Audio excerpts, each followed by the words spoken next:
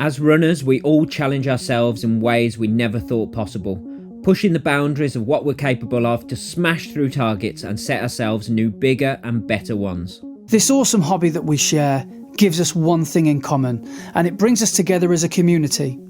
Whether you're working towards completing your first parkrun or you're a veteran of the sport who's run 100 ultra marathons, we all know the feeling of reaching that maxed out effort and our own red line. Welcome to our podcast, where your hosts Brett Elesmore and Andy Maguire discuss the struggles, the successes and everything in between on our running journeys, as we all work towards the next time we're running the red line.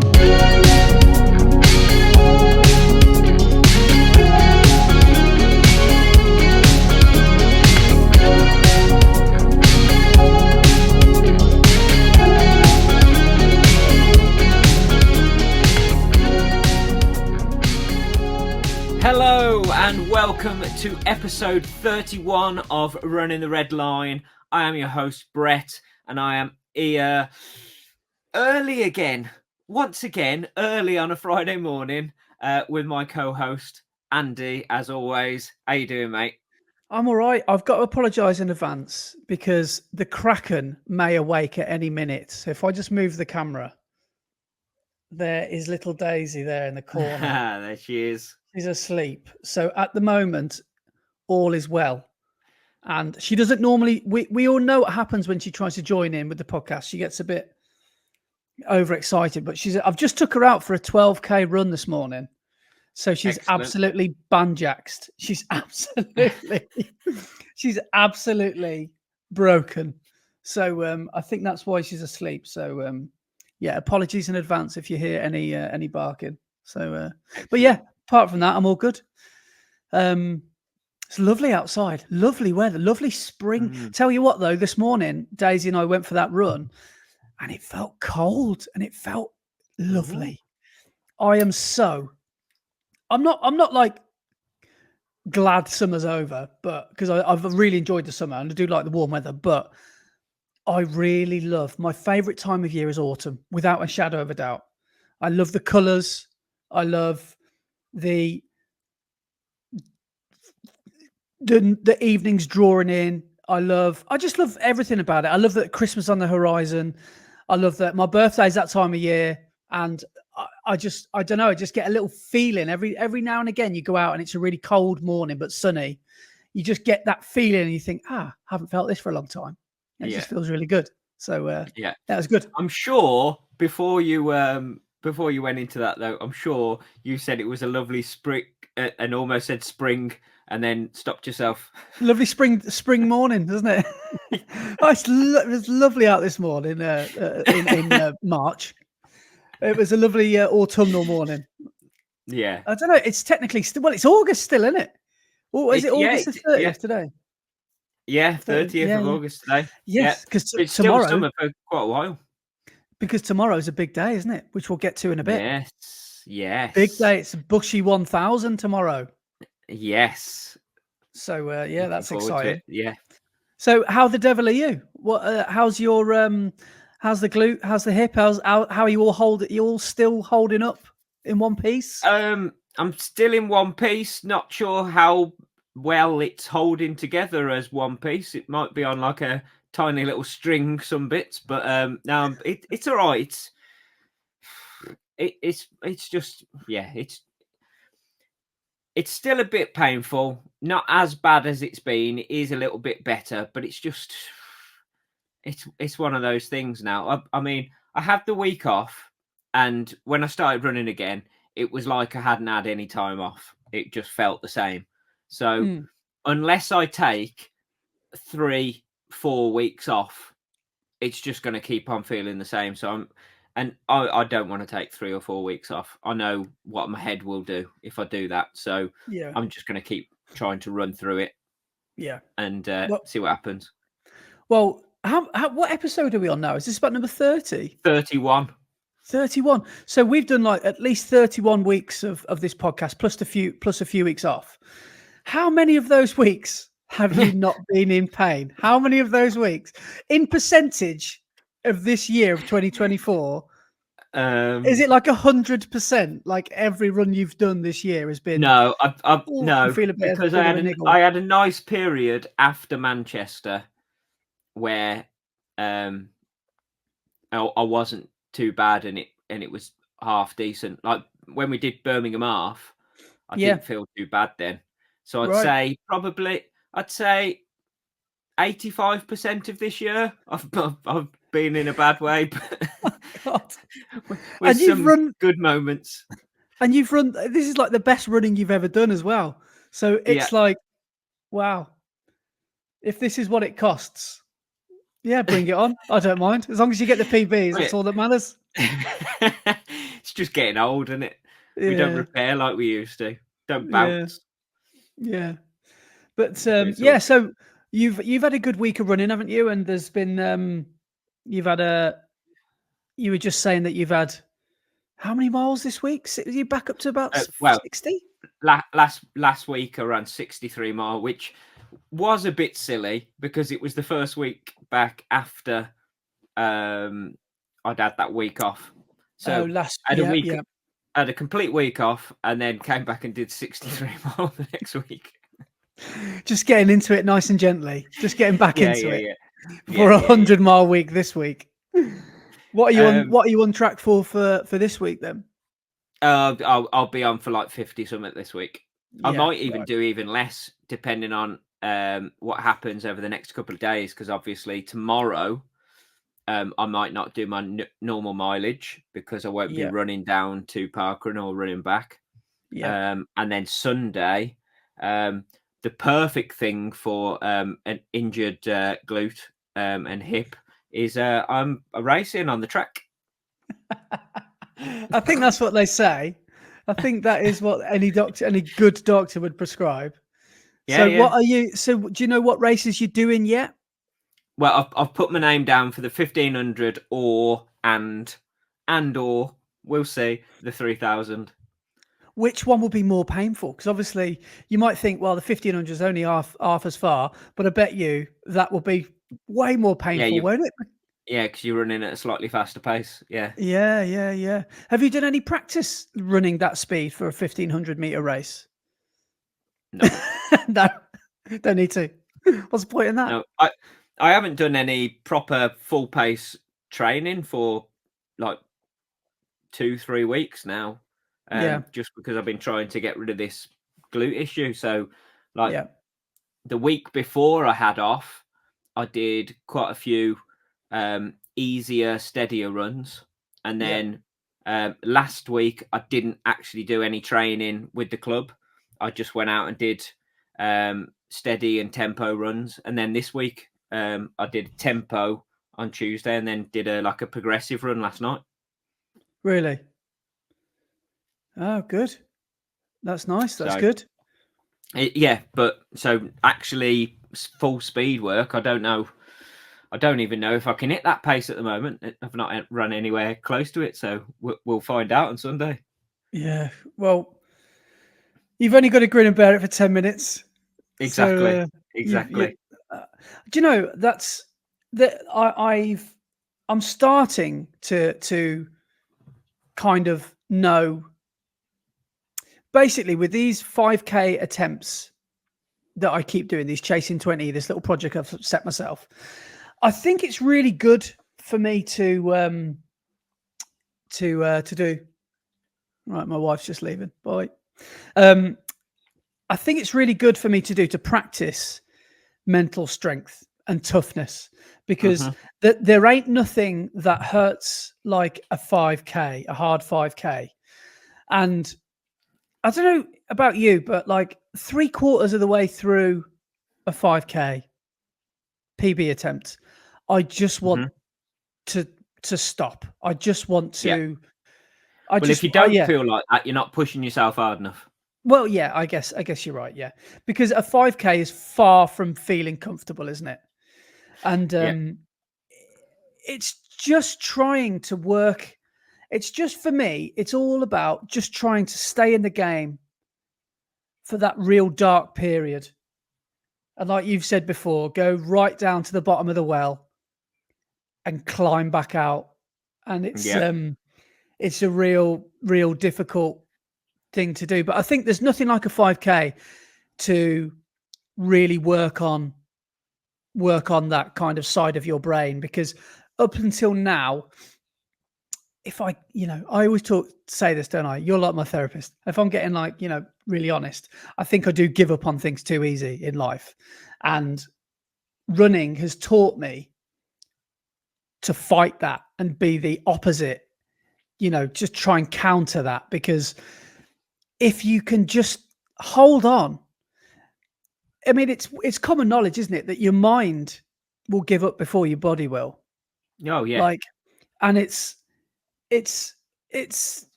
the brain is so powerful. And if you can almost, I don't know how you do this. This is just maybe no one knows how to do this, but it's just all about fighting through the hard times, isn't it? To try and get through. And I guess the only thing you can keep doing is just keep doing it and keep chipping away, keep getting that experience of working really hard.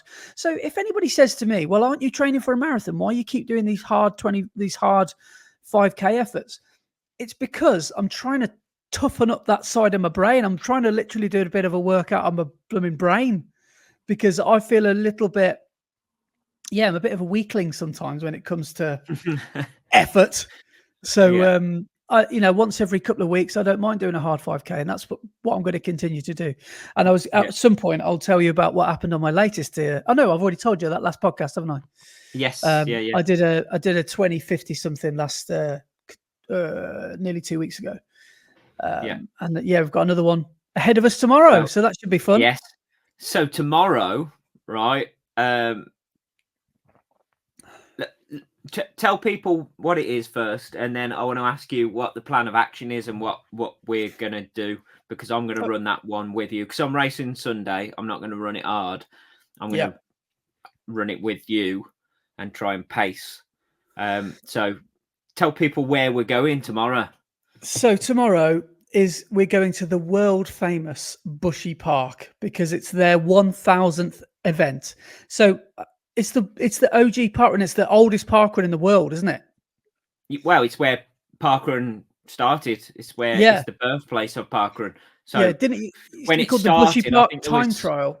Yeah, I think there was 7 of them that met down there on a Saturday and just ran a 5K time trial, and it grew and grew and grew.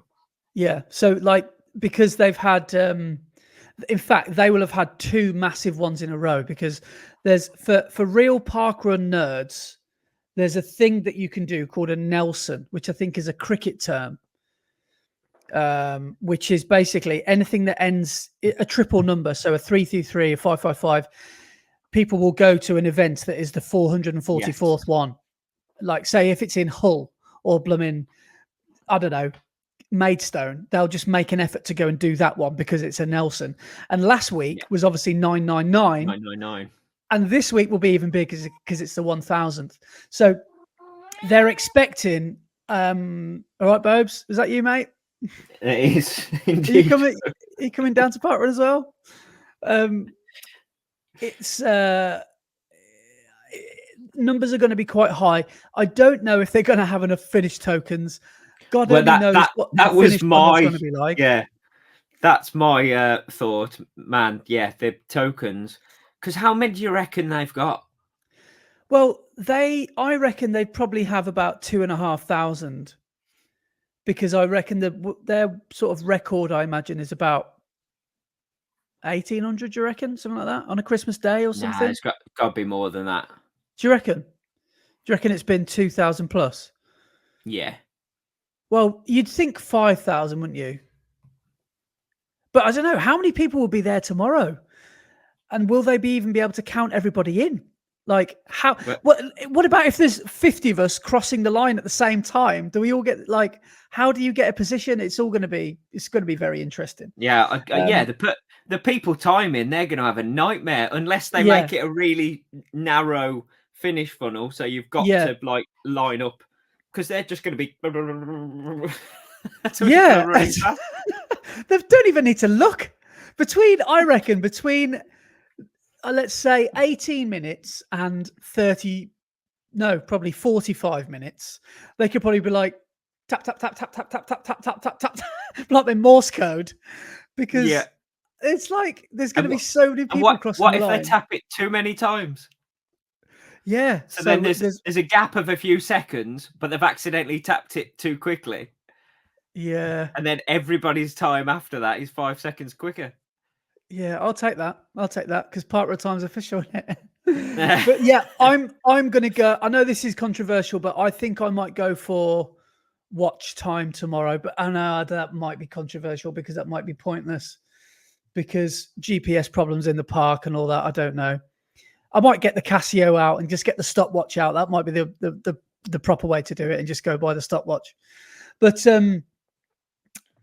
yeah, it's going to be interesting tomorrow because there's going to be a lot of people down there. I think we've got a podcast royalty visitor meeting us down there. Did I tell you this? I think the one and only K-Dog, I think Kieran Turner is making the journey from Whitstable, from Herne Bay, over to Bushy. So we'll see him tomorrow. Amazing. So we're going to try, if we can remember, we'll try and take some like selfies and stuff and show what it's like down at Bushy, and we'll see if we can get some pictures of a few people. But yeah, good. It's going to be chaos down there.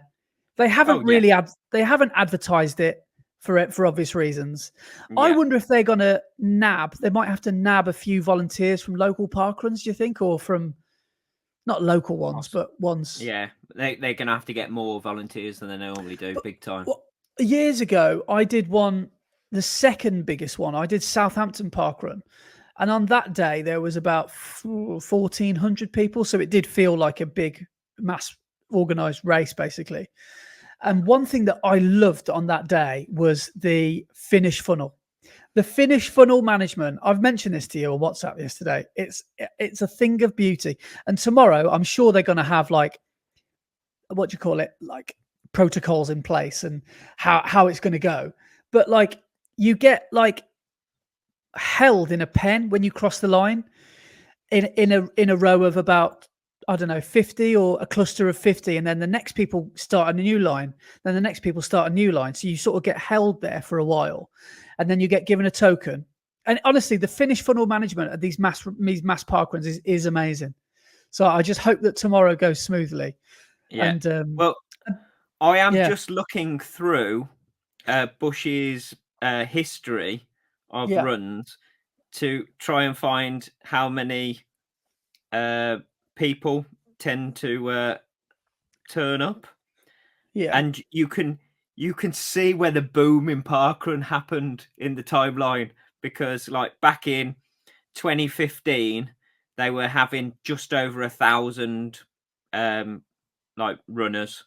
Back in 2014 they weren't hitting 1,000, and then 2020, 2019, so around there that it starts to get bigger numbers. And I was just going through and thinking, I wonder what the highest number they've had of entrants. And I hit Christmas Day 2023, so that's last year. Yeah. And went, man, that's a lot of people. But then carried on scrolling, and their highest number, it looks like, they've ever had was Christmas Day 2019. Yeah. So in 2019, on Christmas Day, how many people do you reckon ran Bushy Parkrun? It can't be more than 2,000. I'd say 1,800. It's more, isn't it? 2,545. Flipping hell. Okay, so we know that they've got at least 2,455 tokens. Yeah. Do you reckon it's going to be double? Do you reckon it's going to be up to 5,000? Or do you reckon it'll be more like 3,000? I reckon there's probably going to be about 3,000 to 4,000. I reckon. Surely it will break the record because it's the big one. Surely people will go there. Christmas Day last year, so Christmas Day 2023, they had 2,447. So right. So okay. we know if you're in the first 2,500, you are going to get a finish time because they've got enough Yeah. tokens. Yeah. But after that, I wonder what, yeah, it's like, madness. I wonder, because at your average park run, let's just say Arrow Valley, for example, if you want to run under 20 minutes, you're probably coming in the top, 25 people? Well, less than that, probably top 20, top 15, top 20. What do you reckon it'll be tomorrow? Do you reckon it'll be, if you want to run... That's exactly what I was just about to look at on that Christmas 2023 and see how many people run under 20. Surely it's got to be 100, do you think? 100? Oh, No, hang on. it might be more like 250 or something people running under 20. Imagine running 20 minutes tomorrow and you come 300th at Parkrun. So on Christmas Day 2023, I'm going to say winner, even though Parkrun, it's not a race. It's not a race. It is a race. The winner was Mac Downey, and he did it in 15:29. Yeah. And if you run under 20, well, the top 69 all did under 19 minutes. Wow. So the top 124 did sub 20. Really? Okay. And this must be gutting because the 125th and 126th person all did 20 minutes on the dot. Oh, I know. Imagine that Christmas present, sub 20. Oh, I ran 20 minutes exactly. But they'll be like, no, I started 3, 4, 5 people back. I didn't cross the line until yeah. I've got to go by Strava. No, you can't use you can't use the Strava time as your PB. Sorry. So if you're going for a PB time then, like I will be tomorrow, yeah, we can't start at the front, mate. I can't start at the front. I can't be standing next to the half-type boys. I can't be standing next to Kieran with his Mizuno Wave Rebellion Pro 2s on. I'm not going to be looking like we'll be in the first few rows. Yeah, we'll have to get up the front because we've got to be in the first 100 people. We've got to be if we want to go for that 20 minutes. Yeah. Yeah, you're right. What's the plan of action? Right. Well, I'll be honest.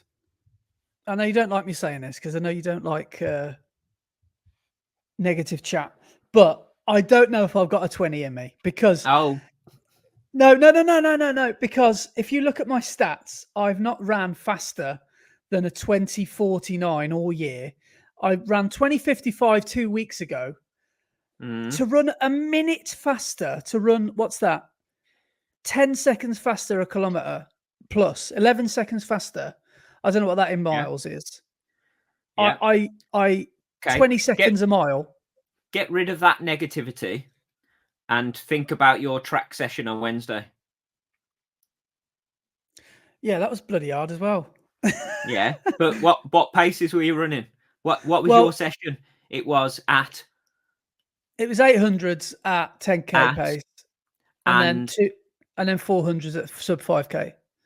Sub 5k pace. Yeah. And did you hit those sub 5k paces? Well, yeah, but it was only 400 meters. I don't care. So, what? Maybe you could pace me to run like a 20:20. No. And then if I'm feeling it, last 2k. No. I'm crossing the line at 19:59. So if you're not with me, you ain't doing sub 20. Sorry, mate. But I can't handle. I can't handle the guilt. That's what it is, right? If you get paced, there is no. No. Because when was the last time someone paced you? I bet you haven't been paced for ages. You get this guilt. You get such a guilty feeling when you can't keep up with your pacer. It doesn't matter. I'm just there as a rabbit. Do you think the rabbit on a greyhound track feels guilty? That's one hell of an analogy. That is. I don't think so. No, mainly because they're made out of plastic. But maybe that's probably why. Well, maybe if I just cover myself in white fur, will that help? That would help, actually. That would, if you have a little tail. It does. I tell you what it is. It's the fear. I've got the fear. It scares me to think that I can run that fast. I can run that fast in fits and starts. I can run that fast when it comes to shorter distances. And I tell you what will help me. And every time you've paced me, you have, to your credit, you've paced me to a time you said you were going to, and you've got me across the line. But I just wonder if tomorrow is a stretch too far. And I just wonder if tomorrow's not. I'm feeling so negative about it because there's loads of excuses, like the terrain is grassy. The thing is, though, right, when you are in a race, and I know they say Parkrun is in a race, but with 2,500 people, but wow, actually more, with 3,000 to 4,000 people, it will feel like a race. Right. It'll also be quite fast tomorrow, won't it? I think you will have that adrenaline, and there will be so many people trying to rub 20 minutes. It will be a proper, like, a pack of people, and you'll get dragged along, not just by me, but by everybody that's running that pace. And your adrenaline will kick in. You'll have them endorphins, and you'll suddenly find pace that you didn't realize you had. Yeah. And if you're not doing things that scare you, why are you bothering to push yourself? Yeah. No, I get that. It's just if you want to do things that don't scare you, just run easy all the time. Yeah. Like Valencia, you've set yourself a big target. You're telling me that target doesn't scare you? Oh, it's petrifying because I can only do about 3K at that pace at the moment. But you're going to go for it, aren't you? Of course I am. Yeah, because it's a long process, and I'm going to try my best to get there. Yeah. And all right, let's do it. Let's do it. Out. So, do you want to go out at exactly 20-minute pace and try and hang on? Do you want to go out a bit more conservative and speed up, or do we want to go out slightly faster so we've got a bit of time at the end where you can? I've never speeded up in a 5K. I don't think ever in the history of 5K PB attempts have I ever got faster towards the end, apart from the last 50 or 100 meters. So I don't know if that would be a safe bet. So I would say let's maybe just aim for even splits. Cool. 625s, is it? 624s, 625s? 627s. Yeah, I'll take the extra 3 seconds. We'll go 627. Yeah, let's just because I did this race 2 weeks ago, and my first K was obviously, if you're speak kilometers, you'll know that anything below 4 minutes is sub 20, and I did my first K in 3:58. Exactly. There we go. So, and I think because I put that race on YouTube, and there was no one to follow. There was no one to hang on to. So exactly what I was just about to say is you ran that race, but it was basically a time trial because there was no one there to run with. So you ran a 20-minute time trial. That wasn't a proper race. A proper race, there will be lots of people running the same sort of pace as you. Yeah. Why not? Let's give it a bash. Yeah, and it's going to be firm underfoot, isn't it? Yeah, and tomorrow I'm going to be running 6:27s. Well, actually 6:26s is what I'm going to be running tomorrow. So you can sit on my shoulder, and you haven't even got to think about pace. All you've got to do is think about not losing my shoulder. Yeah. Okay, we'll do that. And we'll film it as well.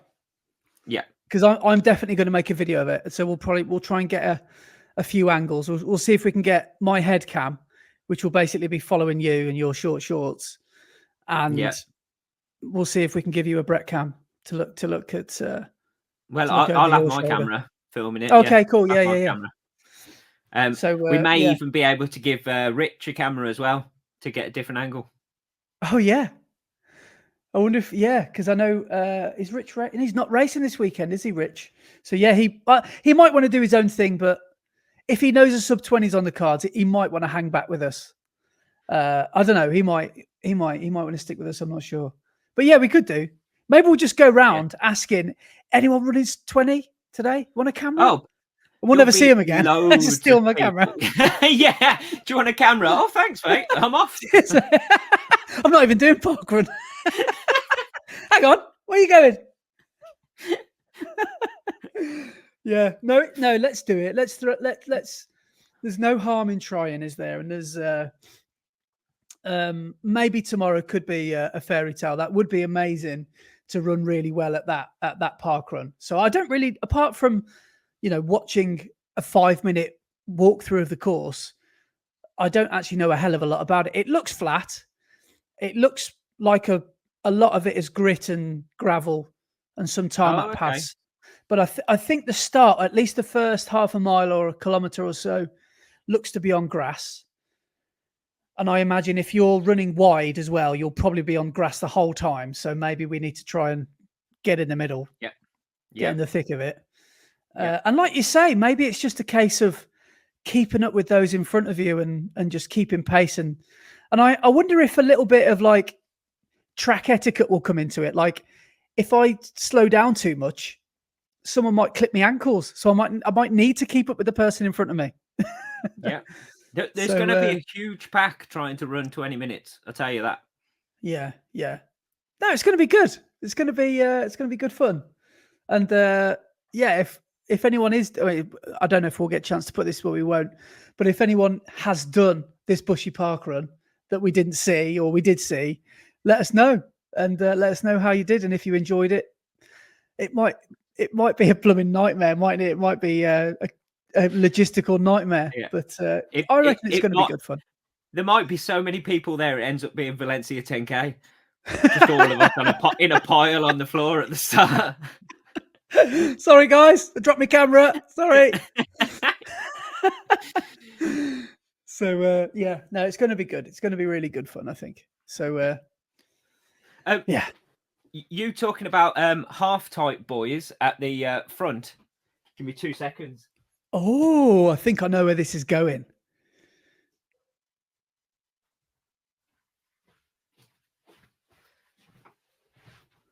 These arrived yesterday. My bargains I managed to pick up. So we have. Emil. Look at them and. Oh, they're bad boys, man.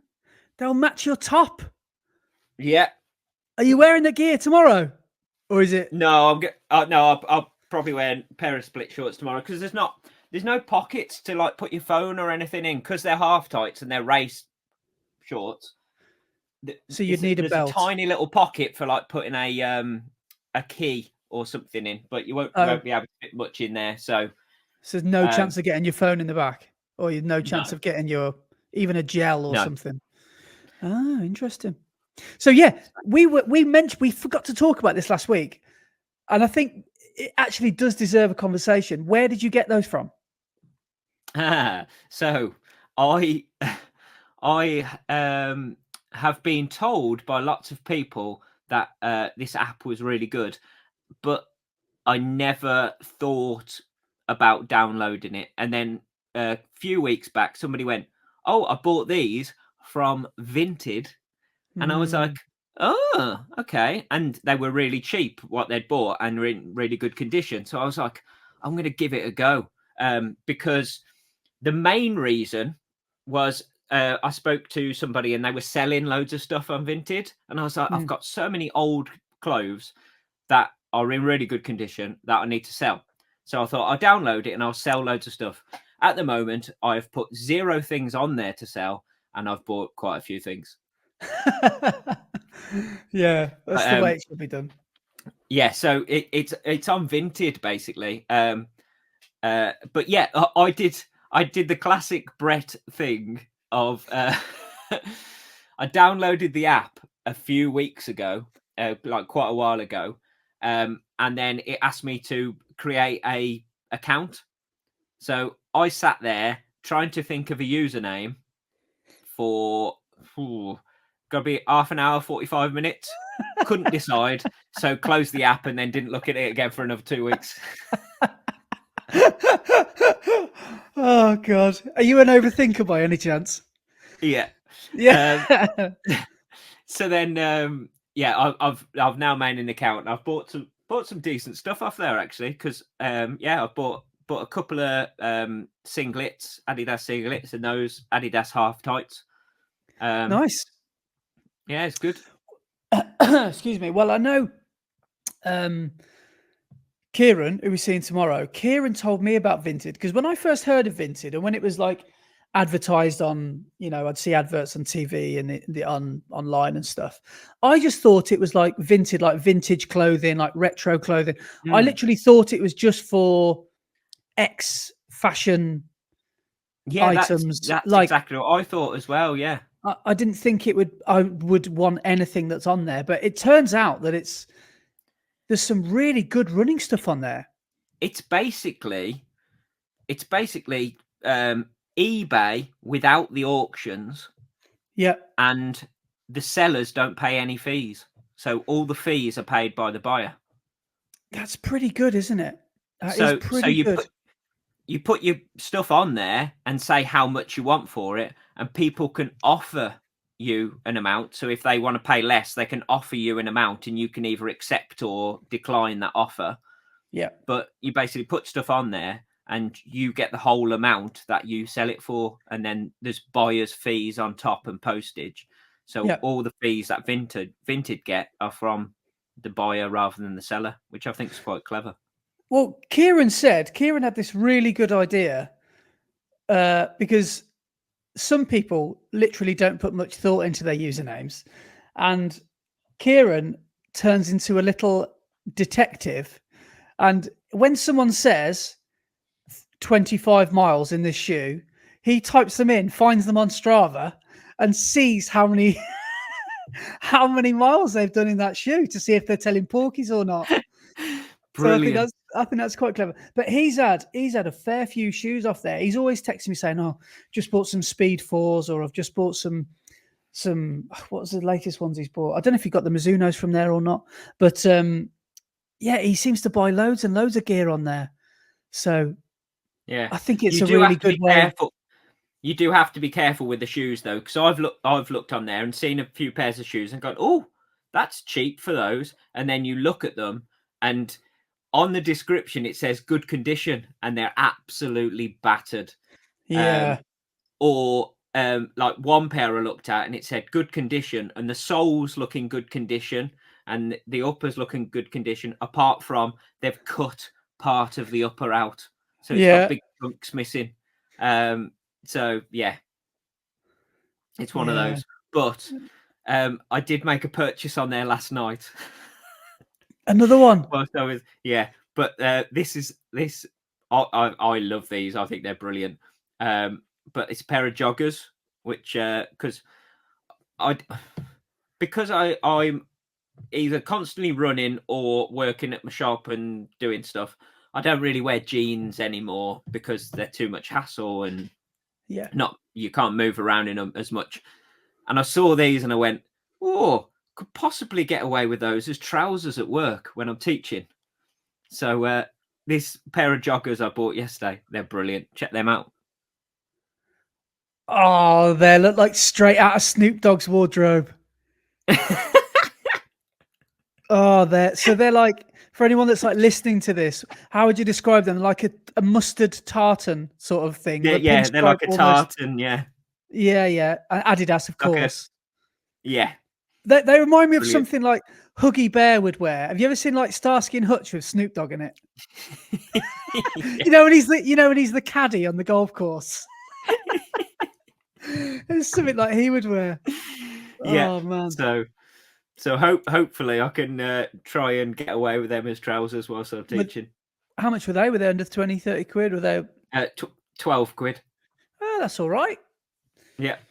And what do you pay, like an extra, I don't know, 3 or 4 quid for postage? They've ended up costing me just over 15 quid, including postage.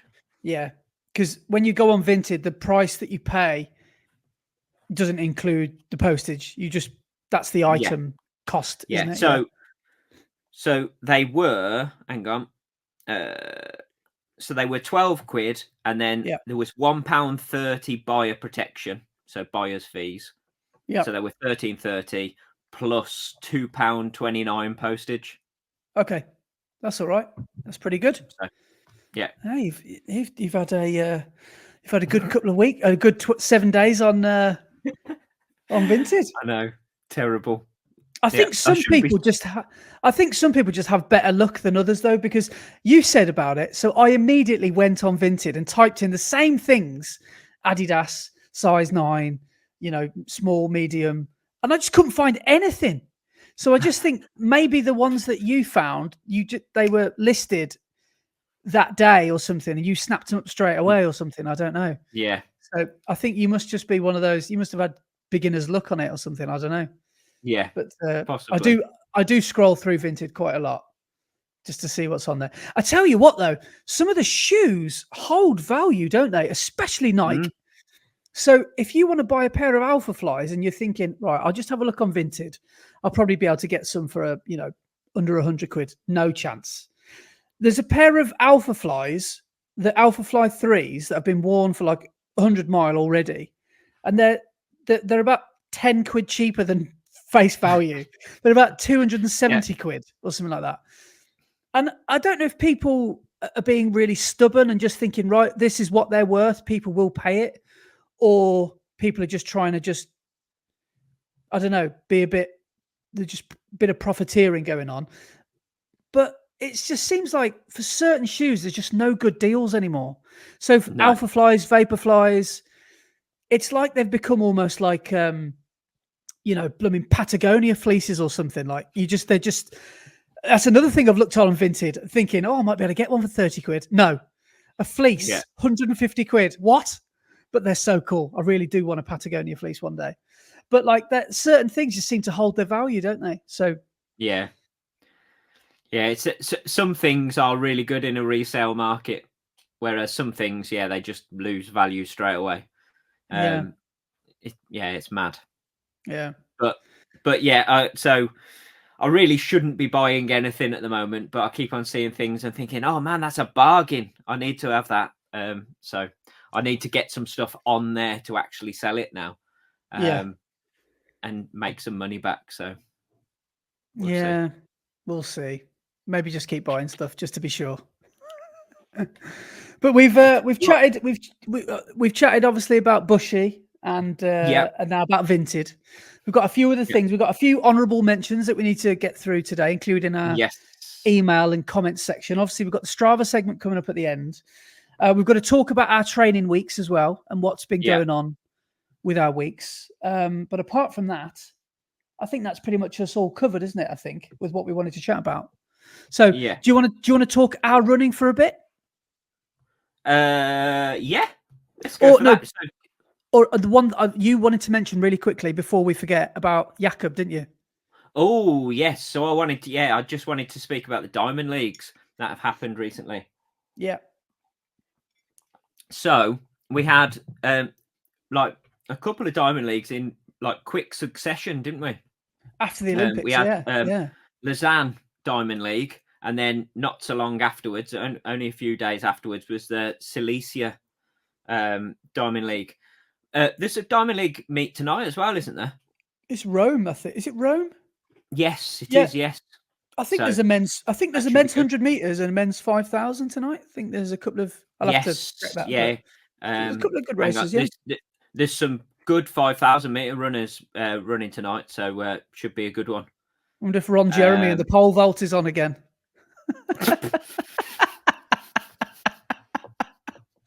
Go on, Ron. Talking about pole vault, did you see Mondo Duplantis at the Diamond League? Broke his world record that he broke at the Olympics again by 1 centimeter. He's an absolute. So, but he's flying over these poles and he's got like maybe 6 or 7 centimeters of room when he's going over. but he's a very clever businessman because he knows he gets a bonus every time that he breaks the world record. Ah, of So he's only course. breaking it by a centimeter every time. He's a very clever man. But he's getting clearance. He's getting quite a lot of clearance each time, sort of thing. But his hometown have got a tribute to him, and they've got a structure which is the height of his world record. And every time he breaks a world record, they raise it up to the height and change the number. Literally raise the bar. Wow. But recently, they've had to have like the scissor lift up there loads of times because he keeps on breaking the world record. So every week hilarious. it's like, oh, get the scissor lift out again. Oh, God, yeah. But so at the Lausanne Diamond League, Ingebrigtsen. Can I just show you this? Daisy. Oh, she never does it.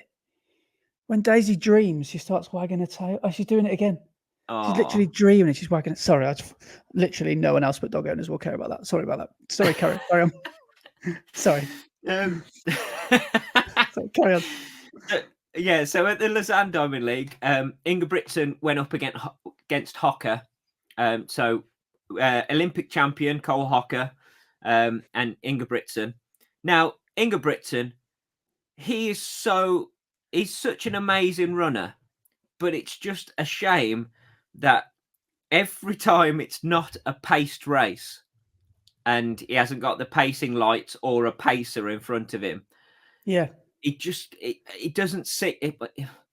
He's me.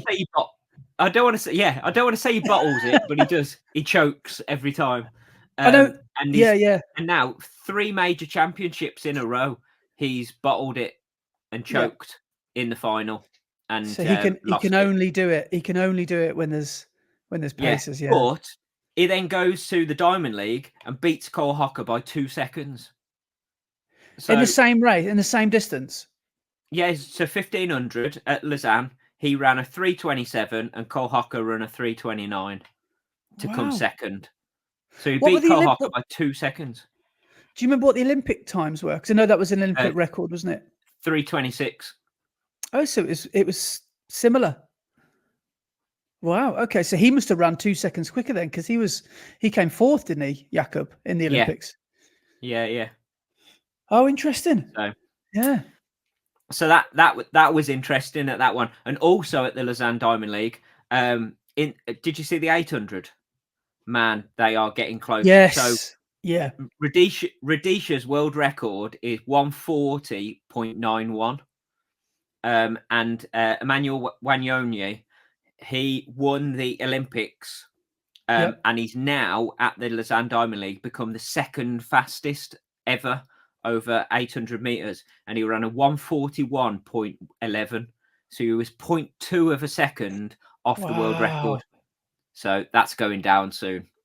It's going to go down soon. Yeah. That's been hunted down, isn't it, by the sounds of things? Yeah. But then at the Silesia Diamond League, Jakob was going for the 3,000 meters world record.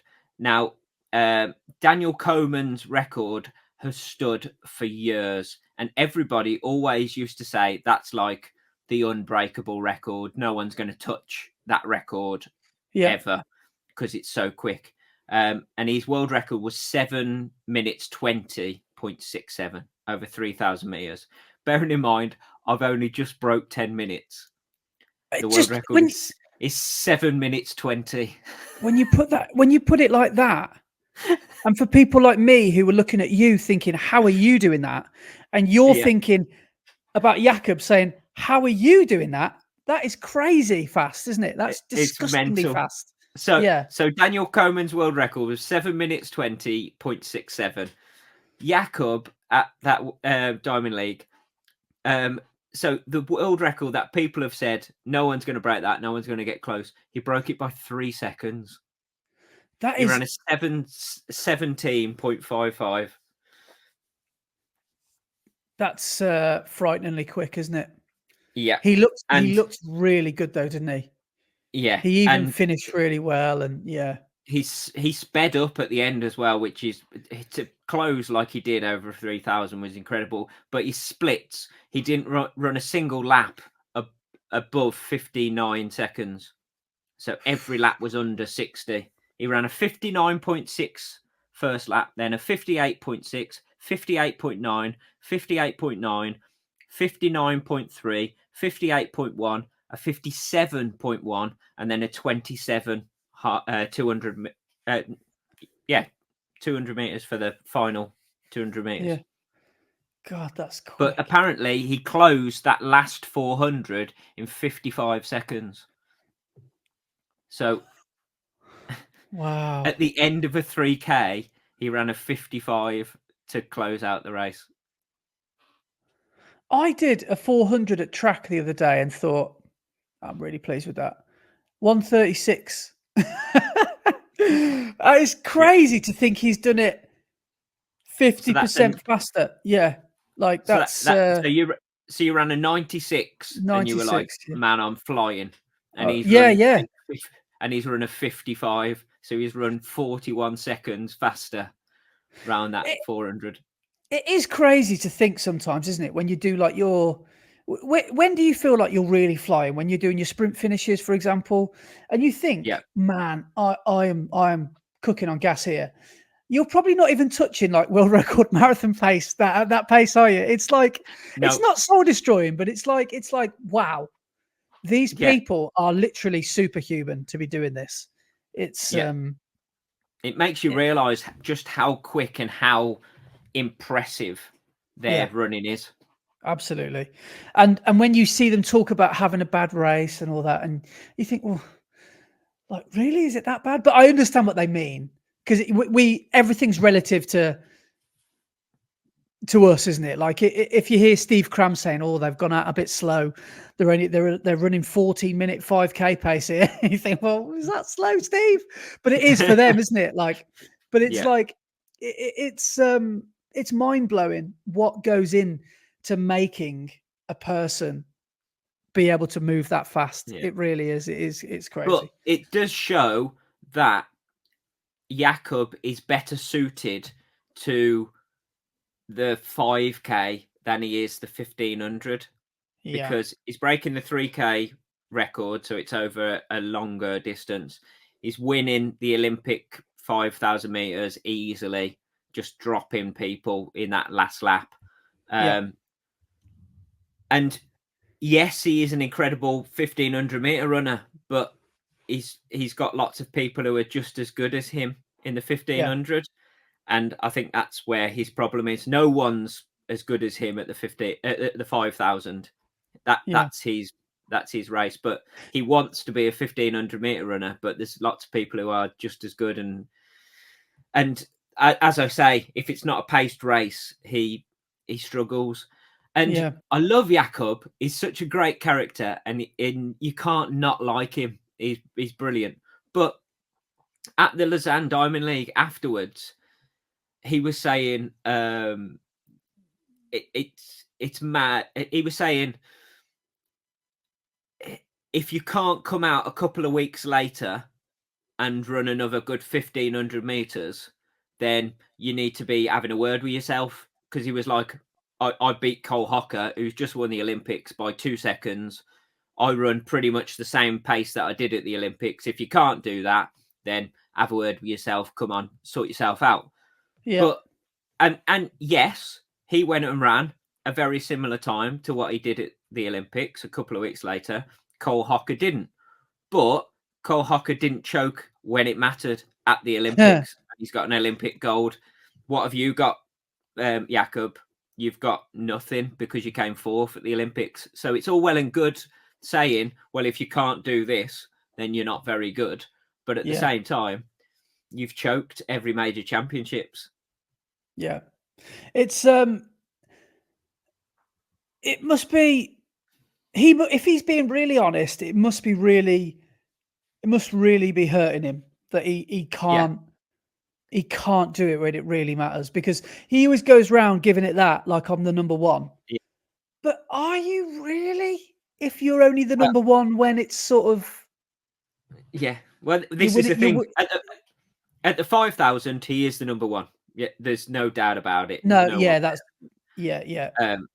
But in the 1500, this is the thing. He really wants to be and get that 1500 title, so he can say, yes, I've done the 1500 now. I've got my medals, and then he can possibly move up the distances. Yeah, because he's got his eye on all the world records, hasn't he, all the way up to the marathon. So yeah, he wants to get that 1500 meters world record, and then he'll move up. Do you think he'll be a half marathoner and eventually a marathoner? Eventually, it'll be a few years before he moves up, but he's got his eye on all of those world records. Yeah, yeah. I mean, he's a phenomenal athlete, isn't he? But yeah, like you say, he's a great character, and it is good to have him as a real big talking point, because he makes track really exciting, doesn't he? Just by being him, and it's not dull. It's the opposite of dull. And the Ingebrigtsen, the 1500 arguably was the best race of the whole lot. Do you think? Oh, that was my highlight of the Olympics. Yeah, that was my highlight. Sorry, the highlight of the Olympics. Yeah, there weren't many others. The 100 meters men's was quite interesting, but you blink and you miss it and it's all over. But with a 1500, at least there's enough time to get invested in it. The 800 was good at the Olympics as well, obviously, and then obviously the marathons were. But yeah, and the women's 1500, that was exciting. I can't remember that. Was that? But both 5Ks were exciting. The men's 10,000 meters, that was proper exciting. So yes, but I still think the highlight was the 1500. I was so excited for the race, and it just lived up to all the hype. It was next level. Yeah. Yeah, it'd be interesting to see what he can do on the roads one day, because again, he will bring a level of what do you call it? Like he will bring focus wherever he goes and whatever he does next.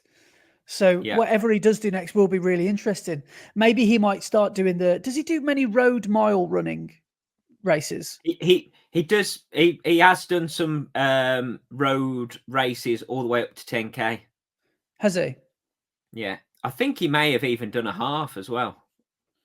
Right. Possibly. Yeah. I wonder what his numbers are a week. I wonder how much training, I know they probably don't put it on Strava, but I wonder if they're doing 60-mile weeks, or are they doing 20-mile weeks, just short, sharp stuff, or I'm genuinely interested to know how much his training is, because everybody was following the trend, weren't they, for a while? He's double threshold.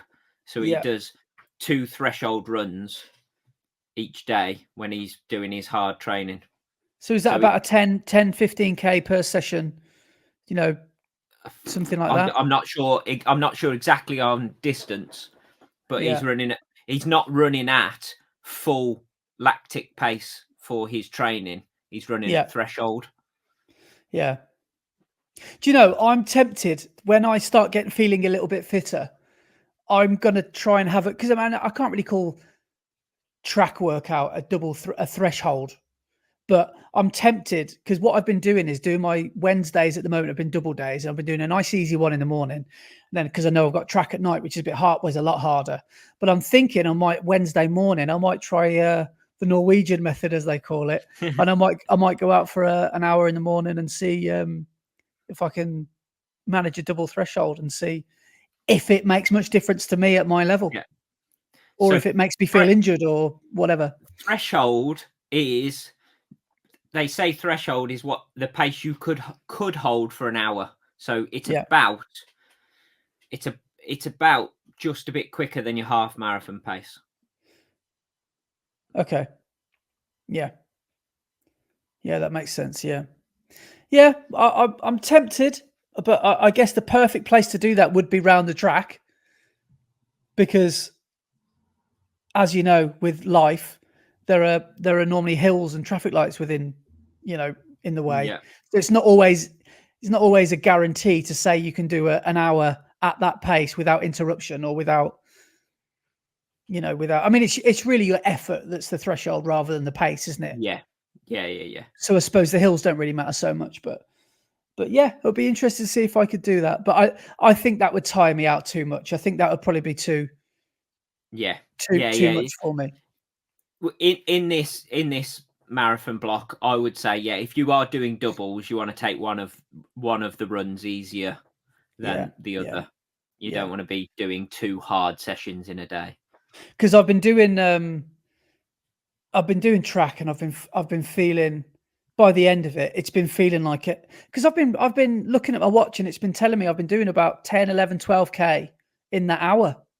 Mm-hmm. with the warm up and stuff, and so it's not a small amount of volume either that goes with the effort. So it's quite a difficult evening at the office, isn't it, track? So yeah, thinking about, maybe just ignore what I just said over the last 5 minutes. I'm not going to be doing double thresholds. Who do I think I am? Ignore that. Ignore that. Ignore everything I just said. No, I ain't going to do that. That's a stupid idea. But yeah, so should we talk? Why don't we chat about what you ran from Saturday onwards, then, from Parkrun right. until today?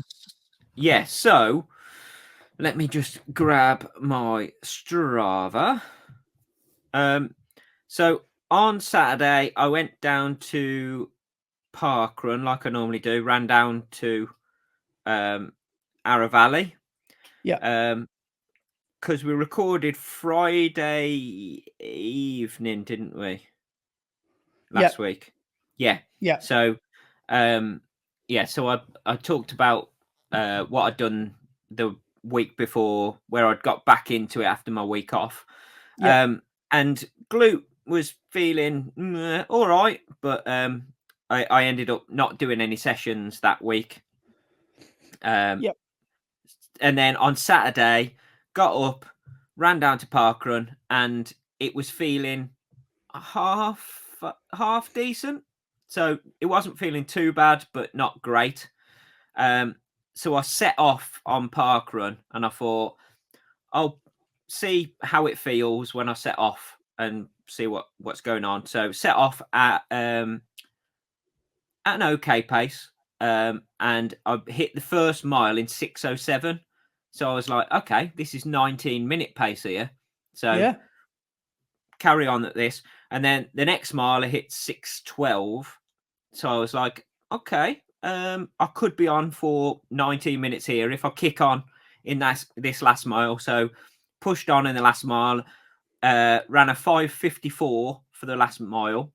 And then as we got to the play park at Ara Valley Parkrun, it's just under 3 mile there. I caught up with a guy in front of me, and I thought, I'm gonna like go around him, carry on. And as I come to the side of him, he looked over to his side, saw me, and sped up from the play park. And I thought in my head, I went, he's gone too early here. He's gone too early. So I followed him, like just behind. I was a few meters behind him as we turned and went up that slight slope. Around the play park, went round and then down. And as we turned the corner to go to the finish, I went, I'm going to kick now, and managed to pass him. And like we had a good chat at the end, and we're like, yeah, it was a nice little battle at the end of Parkrun. So that was a good bit of fun. What did I run? Can I just quickly say, I saw I saw a meme. I don't know if I said this on the podcast recently, but I saw a meme recently, and it was like me almost, running times don't matter. I do it for my own mental health. Also me just beating a random stranger to the finish line of Parkrun and just vomited on a marshal. That sounds exactly like you. Yeah. Yeah, so I ended up running 18:45, so I was quite pleased with that, actually. Nice, mate. That's good. Yeah. So because I stood on the start line and people were like, "You're going to go for it today?" And I was like, "No, I'll be happy if I run 20 minutes today. I'm not feeling great." And then when we set off, I thought, I'm feeling half decent. So yeah. That was good. And then I ran back from Parkrun, and normally I would do a couple of laps of the lake and then run straight home, and it would do me about 5 miles. So I'll be on about 10 mile for the day. But my sister was away, so I needed to go and feed her cat. So I decided to run via hers, but completely misjudged the distance. It was also absolutely tipping it down. So we'd got really wet at Parkrun and then just ran through the rain all the way to my sister's, fed her cat, ran home. And because I misjudged the distance, ended up running 8 mile. So instead of being a 10-mile day, it ended up being 13.5-mile day. But it's all good. I forgot as well how rough the weather was last week. It was horrid, wasn't it? Saturday morning. Yeah. And then Sunday, went out for my long run, put the Prime X on, which nice. I've actually, how many miles have I done in them now? I've now hit 529 mile in the Prime X, and they still feel great. Really? So did my long run on Sunday in them. Did 14.25 mile at an average of 7:17. So an hour and 43. And that was okay. Started off, hip didn't feel great, but it loosened up a little bit. I managed to get through it, so quite pleased with that. Nice. Then Monday, my usual run up to my shop and back at a nice, easy pace. And then Tuesday, I decided to go and see everybody down at B&R session, but I didn't want to do the session because they were on the track. And I thought, if I do a track session, my glute's just going to flare up again. So I ran down to the session, did the warm-up with them, and I said, right, I'm going to go and do 5 miles steady. And then when I left them, I started running, and I went, oh, this doesn't feel too bad. So steady went completely out my head, and I started doing tempo instead. So I did 5 mile tempo.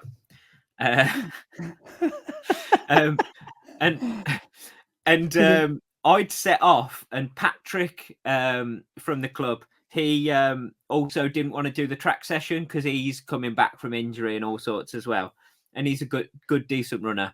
And Luke had said to him, oh well, if you want to go and catch Brett up, he's gone off for a steady run down to the lake and back. So he set off, and he said to me at the end, he said, I'm going to run like 6:30s, and I'll be able to catch him up in no time because he's only running steadies at about 7.5 minute miles. And because I was running tempo at 6:30s, he was having to really try hard. And about 2 mile in, I heard some footsteps behind me, and I thought, oh, they're going well, whoever that is. And then Patrick just appears next to me, and he went, oh, I was trying to catch you up, and I thought you were supposed to be running steady, and I've had to properly put on a sprint to try and catch you up. So yeah.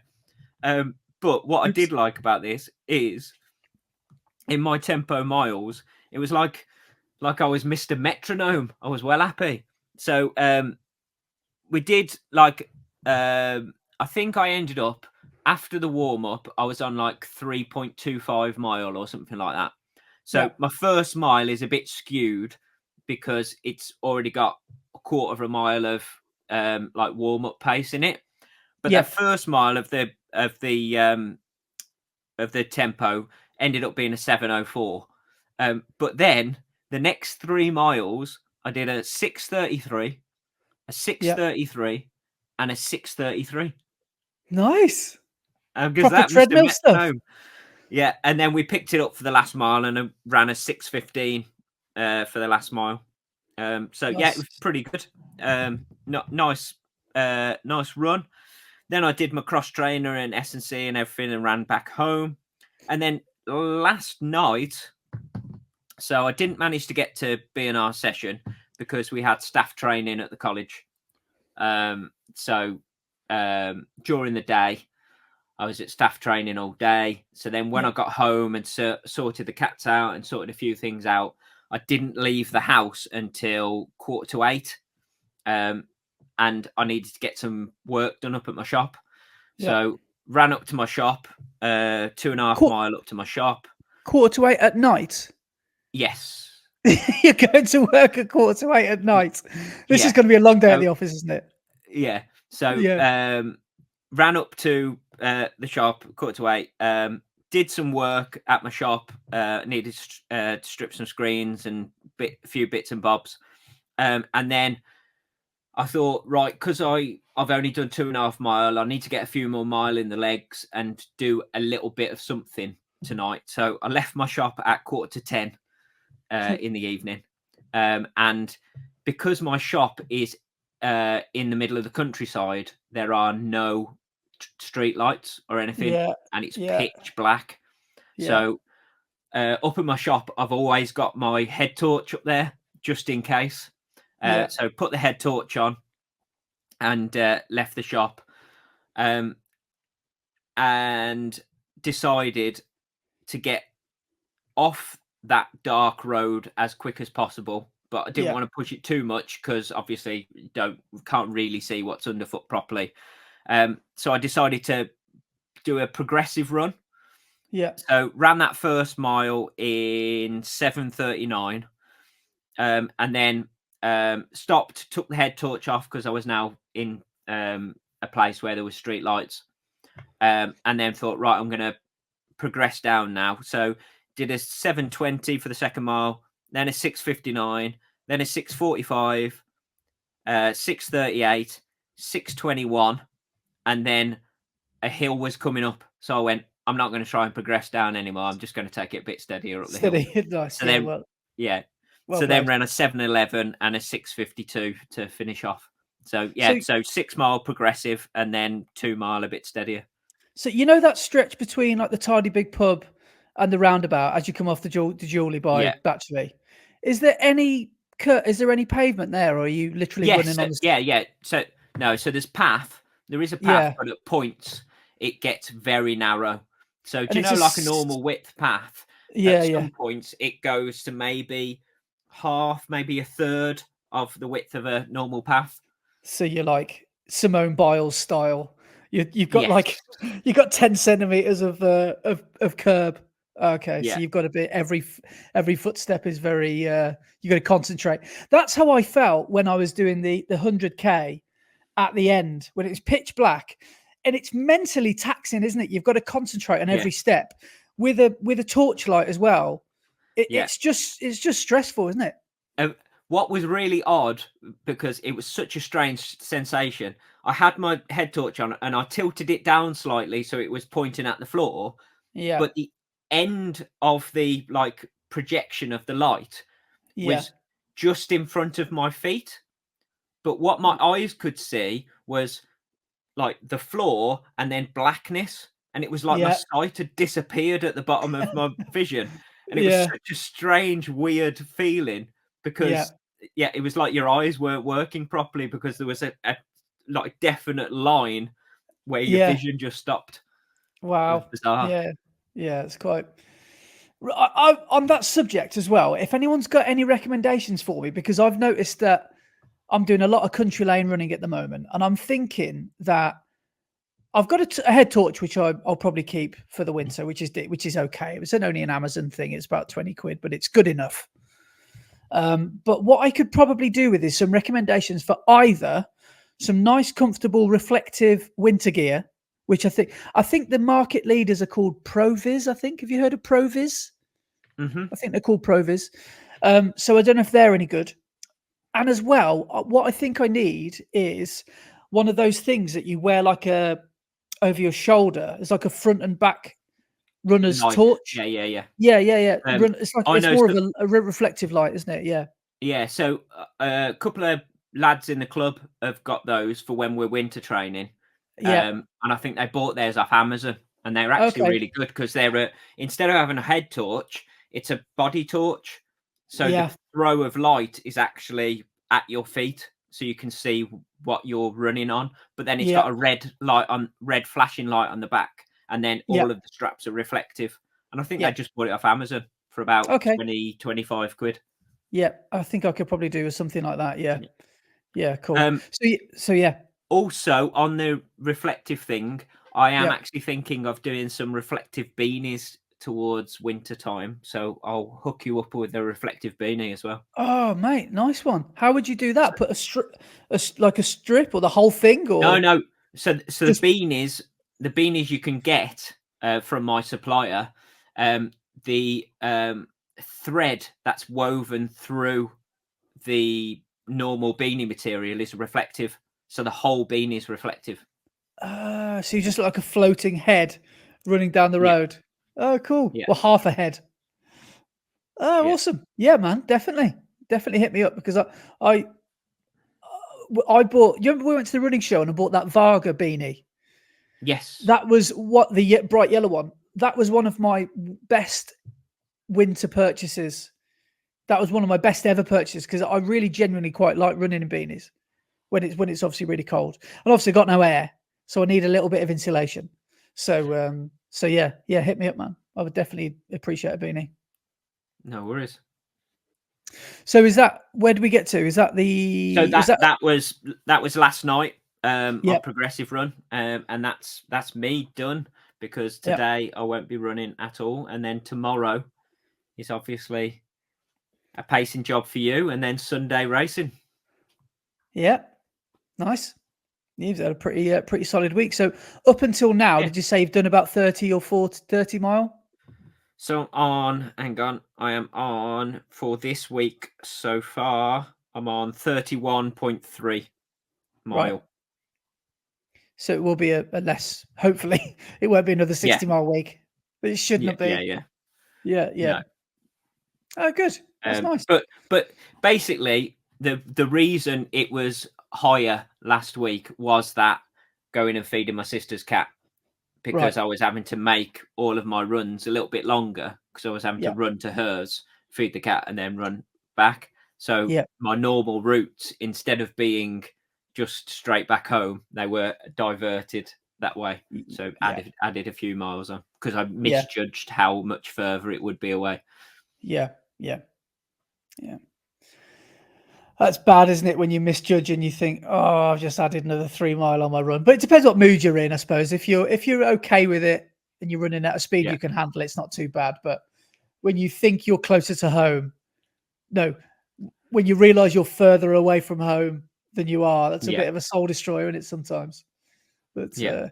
yeah. How's your training week gone? Because obviously we are in marathon training. So how much marathon specific training have you done this week? I've in the last 7 days, I've done marathon specific 3 kilometers because I'm not doing much work at marathon pace yet. It's like my long runs are all easy and steady at the moment. My track stuff is obviously quicker than it's more like 10K pace focused for that. So yeah, I haven't done a hell of a lot, and that's quite deliberate, really, because I'm still working on that base that I feel like I lost out on in summer. So yeah, not too worried about that. But last Saturday, I don't know if you remember me mentioning that I was going to do Long Eaton Parkrun, which is the real fast one, but instead we went to Batman's house in Woollerton Hall. So I still went up to Nottingham and I met up with Rich, and really good parkrun, by the way. I'd really genuinely recommend Woollerton Hall Parkrun. It's a really, really picturesque place. And even with the scaffolding up out the front, it still looked really nice. So I met up with Rich and we did a warm-up. We did a mile warm-up just around the grounds. And it was driving rain like it was in Redditch. It was really, really quite bad weather. So much so that when we were all on the start line, as the run director was doing the briefing, he made the mistake of saying, "Well done to all the volunteers." So everyone started clapping. He said, "Yeah, just to let you all know, the start is over there," and pointed like that way. So literally everyone moved out of the rain and just moved to the start line. And he went, "All right, I won't keep you. 3, 2, 1, go." So instead of the run briefing being the usual 5 minutes, it was about 30 seconds because it was raining cats and dogs. So literally he saved us all the where you're from, who's doing a milestone. It was just like, right, get on with it. So we did the run, and it's quite a challenging parkrun. It's not an easy one because there's a fair bit of elevation in it. It's I wouldn't say it's a one lapper because you run out to a lake. You do a loop of a lake, and then you run back the way you came. So it feels like a one lapper, because by the time you finish the lake loop, everyone has run past you, if you know what I mean. So you don't, Yeah. if you're towards the back of the pack, you won't feel like you're getting lapped or anything like that. No one's running past you the other way. So it's quite a well-designed course. It is, I did it in 24 minutes dead. And I did the first 3K, I did at a steady pace, what I call Newport pace, which is an 8-minute mile, 5-minute kilometer. So I went out slightly faster than steady. I did a 4:53, and then the third K, I said, right, now we really do have to chill out a bit. We do have to have a little bit of discipline. So I did a 5:02. And then I did my 4th kilometer at marathon pace. I did a 4:42. So for marathon pace for Valencia, if there was no one else on the course and I followed the racing line and the course didn't measure long and all that, it would be a 4:44. That's my magic number for Valencia. Mm-hmm. Which I can't remember it's 740 something. I can't remember what it is in miles. But I did a 4:42, which I was quite pleased with, because I need to be training slightly quicker than 4:44, and I need to race quicker than 4:44 on the day, which I made that slight mistake on Newport. I almost raced to the book, and came in a bit long. So I think it's always wise just to know the pace you need to run, but run faster than that goal pace, because for insurance purposes, you need to be a bit quicker. And then it got to the 5th K, and for some reason, I just hammered it to the finish. So the last 500 meters, I was doing 5K pace, and I actually must have run faster than 5K pace because there's a lovely downhill finish. I must have run 500 meters sub 5K pace because I did the whole kilometer in 4:11. So I must have been running quite a fair bit faster. Nice. But I felt really good, finished strong, felt good. Did the whole thing in 24 minutes, which I was pleased with. And then I got home from Nottingham after going out for brunch, which was nice with the Beardy Rich clan, with Jules and Ari. We got back from Nottingham, and then I went for a top up, which has become like a staple of marathon training, because when you do your marathon block maths, you realize, hang on, if I don't run a top up, I'm going to have to run like a 25 miler on Sunday. Yeah. So I got home from Parkrun, and I actually quite like that because it's almost like a shakeout of what you've just done, and it's and you can run that sort of top up how you want to do it. And I did a 9-kilometer run, which is about it's about 6 mile in it, 5.5 mile. Mm-hmm. Yeah. And I felt really, really good. Now, this is considering that the day before I could hardly walk because of my kettlebell DOMs. Remember that? So that's the reason I decided to do Woollerton Hall in the end. But by now, after the 5K, I was feeling all right. So did this hilly route that I know. And I just, I not attacked the hills, but I just ran them at a steady pace. And they didn't feel like a problem. And I've literally written here, that was the best I felt on hills since the Nottingham 10K. Funnily enough, I just come back from Nottingham 10K I did in March. I felt like I could have gone a fair bit faster at the end, but kept it all nice and steady. Since living here for a month, that's the strongest that I've felt. Feeling much better as the week has gone on. And then I've put some good John Reed Road training. John Reed Road is a segment, is a bit of the Great North Run, which is a bit of a hill that you have to tackle. I did 111 meters on that 9K, so it's not a flat 10K or 9K. And on the hills, it just felt really good. Felt like I was just sort of getting up them with not as much effort as I would usually use. So that was quite a nice feeling. And as Rich was in town, because it was bank holiday, he said, I said, I'm going to do a long run Sunday. Do you fancy joining me? And he did on the Sunday. So we did just over a half marathon. I did nearly 22K, which is about 13.5 mile. And I ran it at exactly a sub 2 hour or sub 4 hour marathon, sub 2 pace, my average pace. And we just ran it basically to feel. And it was brilliant. It was absolutely brilliant. We did some monster hills, some really spicy hills. That across the whole thing was 330 meters a gain. And it was, again, it never tells the whole story, but there was some serious hills. One of them is called Cruise Hill, Crews, Cruise Hill. and it's, believe it or not, it's part of the actual Worcestershire Way, and it is like, it's only 250 meters of elevation or 200 meters prominence. It's not massive hill, but getting up there is just steep and it's just relentless. So we got up there, we were chatting loads, then we got to the bottom of this hill, and I said, we're not going to chat for the next 10 minutes. Let's save our energy. And then we got up to the top of it, and we got down the other side, and then we just basically decided to just freewheel down it, because we thought that at that stage of the run, it was about 15, 16K in. If we put the brakes on now, we'll just destroy our quads. So we may as well just run hard down this hill, get down it, and then we'll carry on running steady, which is what we did. So we got up and down that hill. As I said, that was 330 meters. That's 1,000 foot of elevation. That was a decent Sunday run. And that brought me to the end of week 2 of training with 70K of volume. So 5K more than the week before. It's about 45 mile-ish, something like that. Excellent. And then I started on week 3, which was Monday just gone. And I started with a recovery run with Daisy. I did a late-ish run about 6, 7 o'clock at night. And I got to that point of the day, and I just really couldn't be asked. I really didn't want to go. I just thought, it was bank holiday Monday. I was bank holidaying hard. I was just watching TV, eating. I was just not in the mood for running.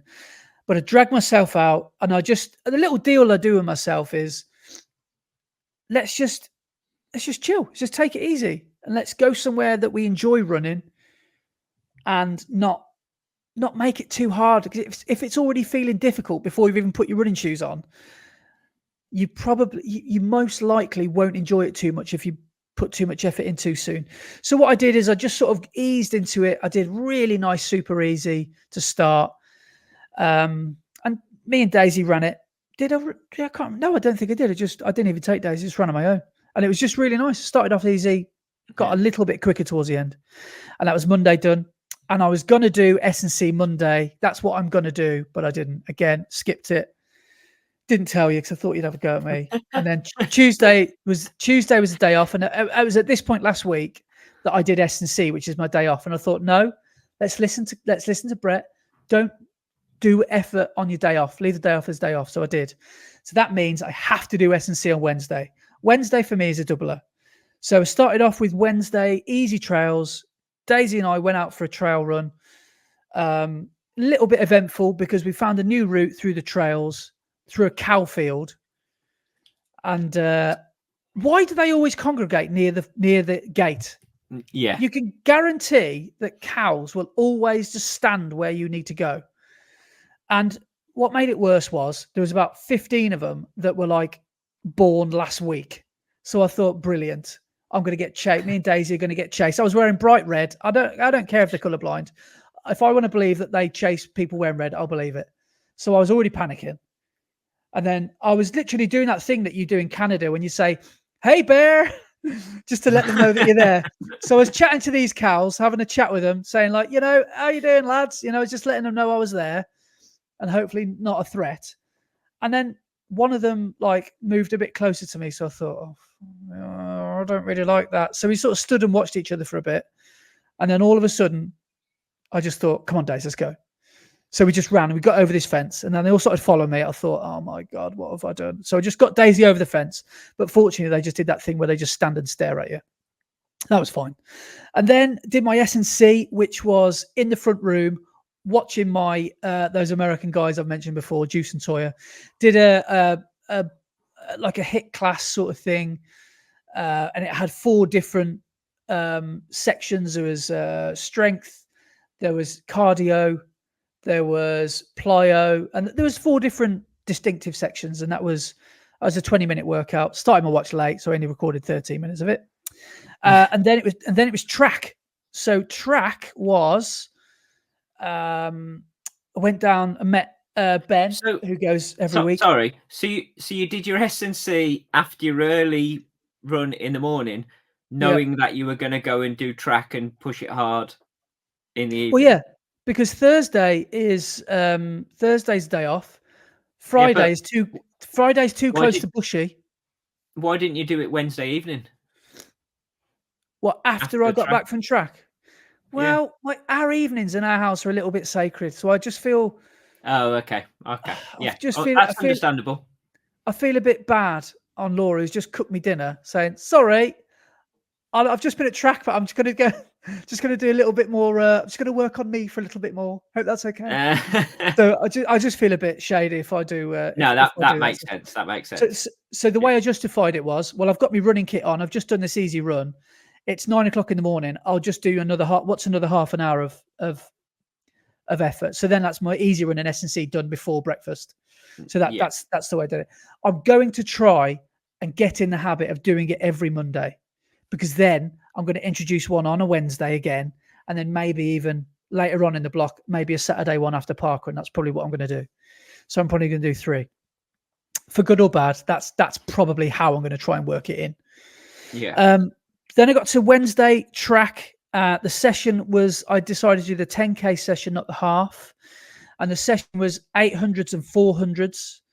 It was 2 800s hard. No, sorry, 2 800s 10K pace, 60 seconds recovery. Then a 400 sub 5K zone 5 effort, 60-second recovery, and then a 400 easy, and then straight back into the 800s. And then it was 2 to 4 sets. And I got to the end of the third set, and it felt just like getting how most people feel when they finish a second mile of a 5K. And I was going to say 3 sets is enough. And as I was sort of watching people leave, because they'd already done their third set and they thought, right, I've had enough, Ben said to me, "You going around again? You doing your next set?" I was like, "Good lad, good lad." Yeah, I think I better. So cheers, Ben. I could have had an early night, but no. Yeah, good lad, Ben. Yeah. So keep him doing that as well, Ben. Every week, make sure you do that. So I'm really glad I did. I'm just going to hold this up to the camera because I don't know if you've seen this, but one of the most pleasing graphs I've ever created. I oh mate, yeah, that's. I managed to say quite. I managed to say quite consistent. So after a couple of easy warm-up laps, I went into my harder 800s, and I'll just reel them off. So the first 800 was it's difficult to tell because I actually pressed. I done 2 warm-up laps, and then we paused to all have a chat with the coach was chatting. And then instead of pressing go and then lap, I just pressed go. So it continued the warm-up, if you know what I mean. So I was like, this isn't going to tell me. This isn't going to tell me what my pace is. So I lost a little bit of time, but my 740 meters I did in 3:15. So I probably would have done it in about 3:28, 3:30-ish, something like that. Maybe 3:25. And then a rest. And then my next 800 was 3:32. And then I went into the hard 400s, and this was a 3:52 a kilometer. So that was sub 20 pace. That was 1:35. And then my next 2 800s were 4:10 pace, which is 3:28 and 3:26. And then the 400 was 1:37, which again was sub 20 pace, which I was quite pleased with. The next 800 was 3:30 and 3:24, so sped up a little bit on that one. And then I did a 1:35 400, which is a 3:54 pace. And then that is when I was thinking, right, I've had enough, I want to go home. And then Ben said, no, wind your neck in, go on, son, you've got this. And then I did a last set of 3:26, which is 4:10, then a 3:24. And then my last hard 400 was a 1:34. So amazing. Yeah, that was me. So that was in total with the warm up and that was 12 and a half K of running, which I was quite pleased with. Yeah. And then rest day to Thursday, and then that took me to this morning's run, which I've literally just got back from an hour ago with Daisy, and that was what did we just do? 12K, so 7 mile, 6 mile, nice. 7 mile, and that was a nice country lane run. In that track session, you ran a mile of effort at sub 5K pace, sub 25K pace. Yeah. So a third of it. Yeah. It is kind of, when you break it up like that and you sort of break it down, when you think more of that track session was hard than not hard, well, a lot more of it was. Yeah. You think, wow, okay, so I've done 12K, probably about 7.5, 8K of that was at a really quite a hard pace. Yeah. Well, it's 2 kilometers a sec. It's just two 800s and a 400. So that's 2,000 meters times 8. That's 8 kilometers, isn't it? Hard. Yeah. So yeah. And it's always going to feel harder in training. It's never going to feel Why like it is does that? on a race. Why is track like so I'm running track, right? And I'm thinking, man, why am I really struggling with 400 meters at this pace? I'm supposed to be running 5,000 of it. Like, because it's part of training, so you've got a lot of mileage in the legs. Yeah. Number one. Number two, it's not a race situation, it's just training. So you haven't got those endorphins, you haven't got the adrenaline pumping, you're not running with a big pack or anything like that. Yeah. So training effort is always going to feel harder than race effort. Yeah. Okay.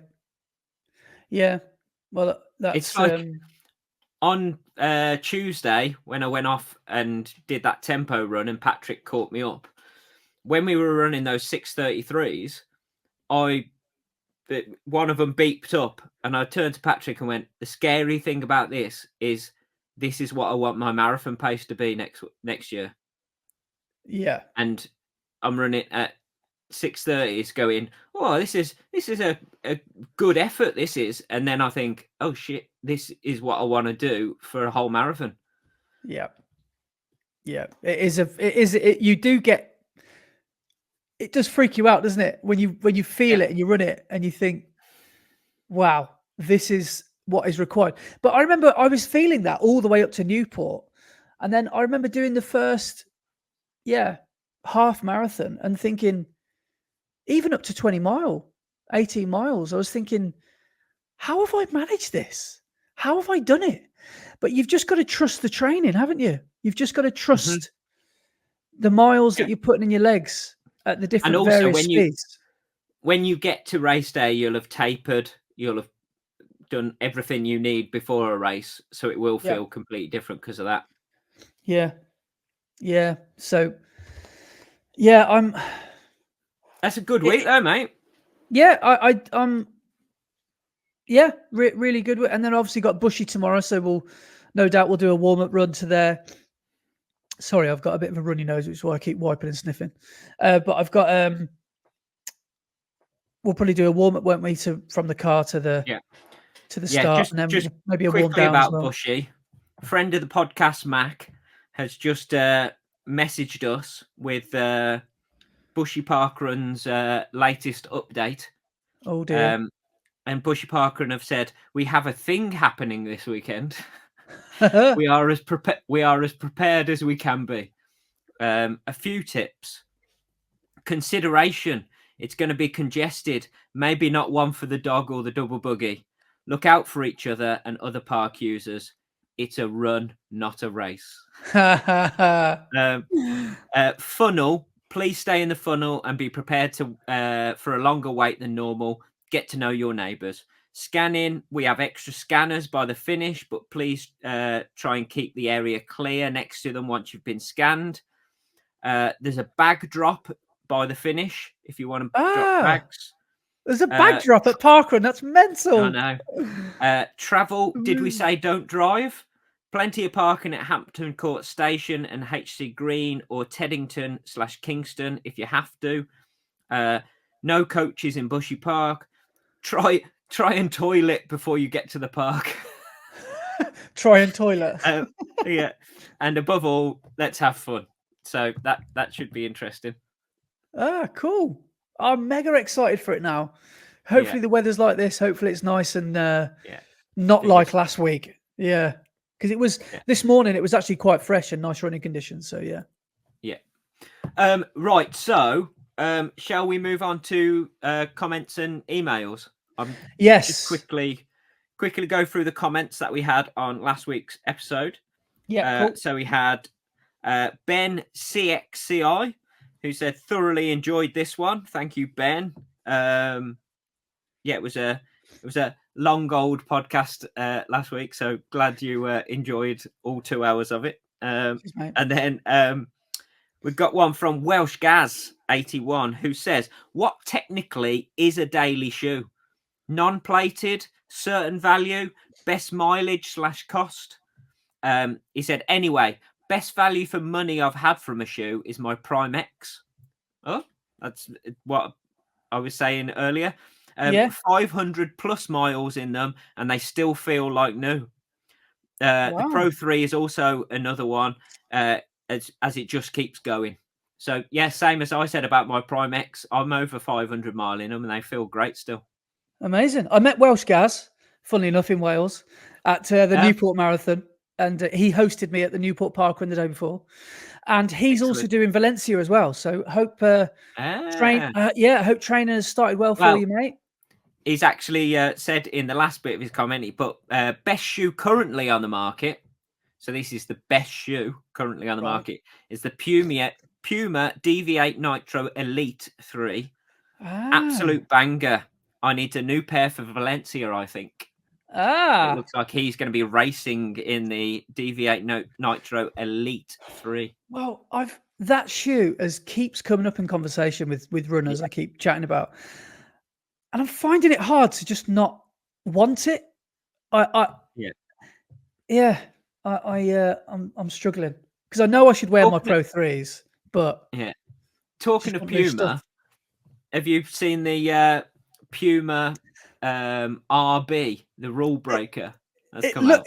Is that what it's called? Yeah, it's called the Puma RB rule breaker.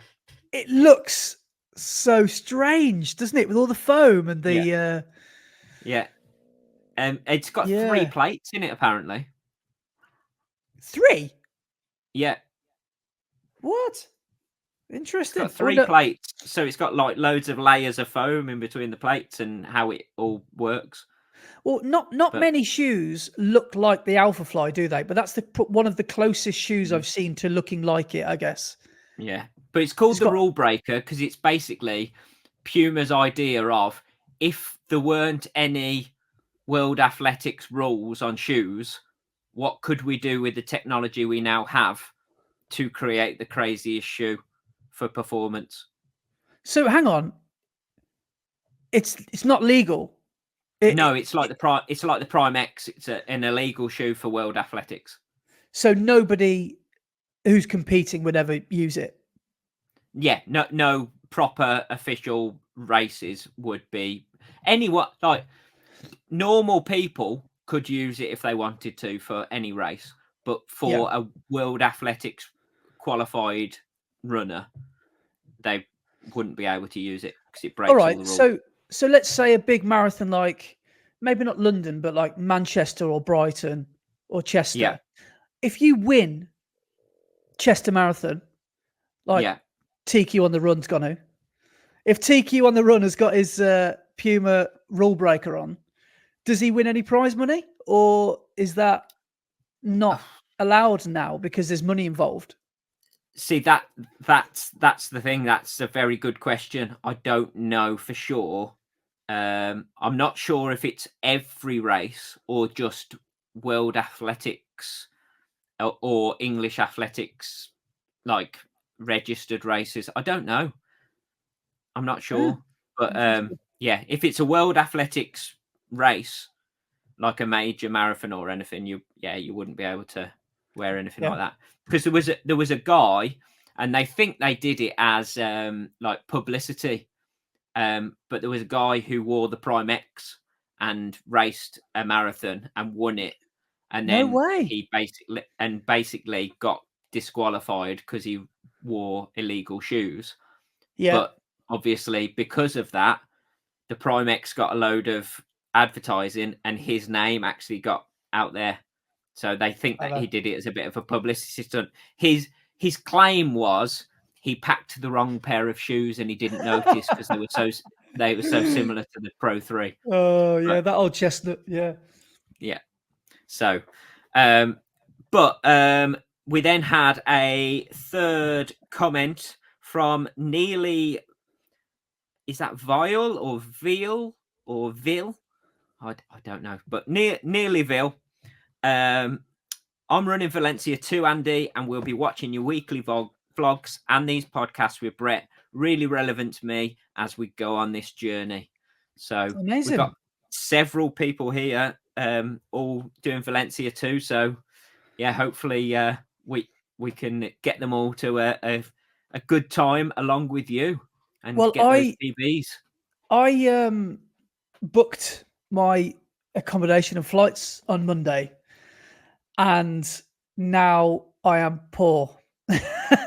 Now I have no money because near the best part of £1,000 has come out of a bank account just for booking flights and accommodation. So in the end, you know, when I was having this conversation with you about would you book direct flights that were expensive or indirect flights that are cheaper?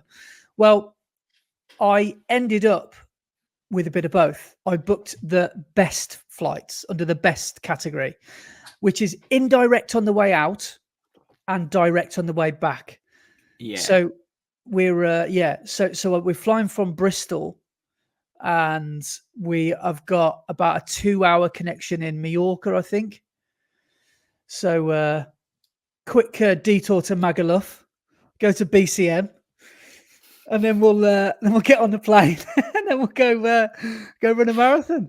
But we've managed to get accommodation in actual Valencia city centre, which is quite useful because we'll be on foot the whole time. So we thought, right, we'll try and minimise stress that way. Yeah. One that we very nearly booked that was very on point with the Maguire kind of where do you stay for a race kind of branding. We nearly stayed on a boat. There was a canal barge.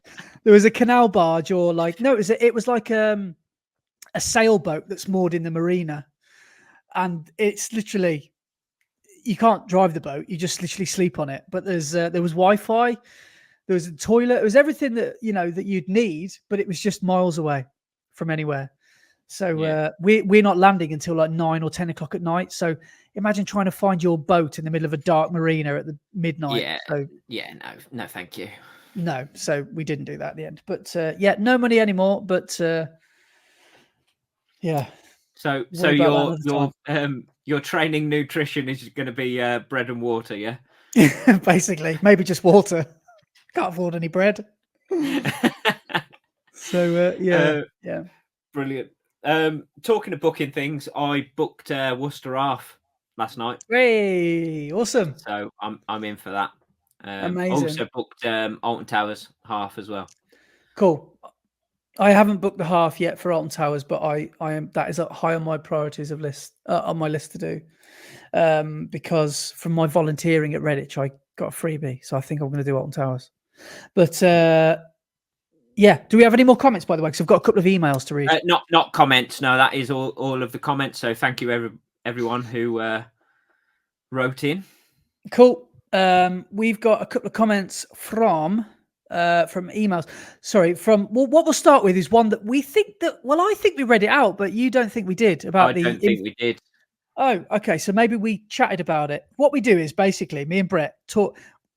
Excuse me. We do like a podcast where we come online and then we just chat and then we do a podcast. So we basically we spend about 6 hours on the computer.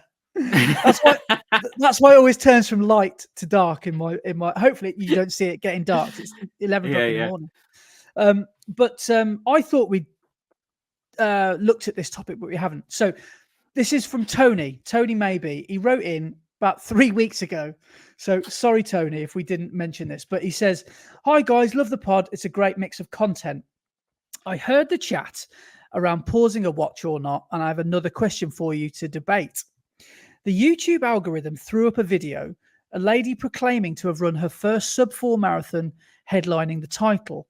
However, the video then describes her journey, and despite crossing the line in over the 4 hours, her watch was just under 4 for the 26.2 and logged the distance at that point as a PB. When she crossed the line, she was over 4 hours. She now claims to have run a marathon sub-4. Yes, she ran 26.2 miles, but she did not run the marathon event in sub 4. Any thoughts? My view is that she hasn't run a sub 4, but she should be proud of completing the event. Well, I think we're going to probably agree on this. Yeah, apologies if we have talked about this before, but 100% a Strava PB is not your PB, especially in an actual event. So if you are running a marathon, your time that the official marathon gives you, Daisy's gone. She's been collected. Don't worry. Yeah.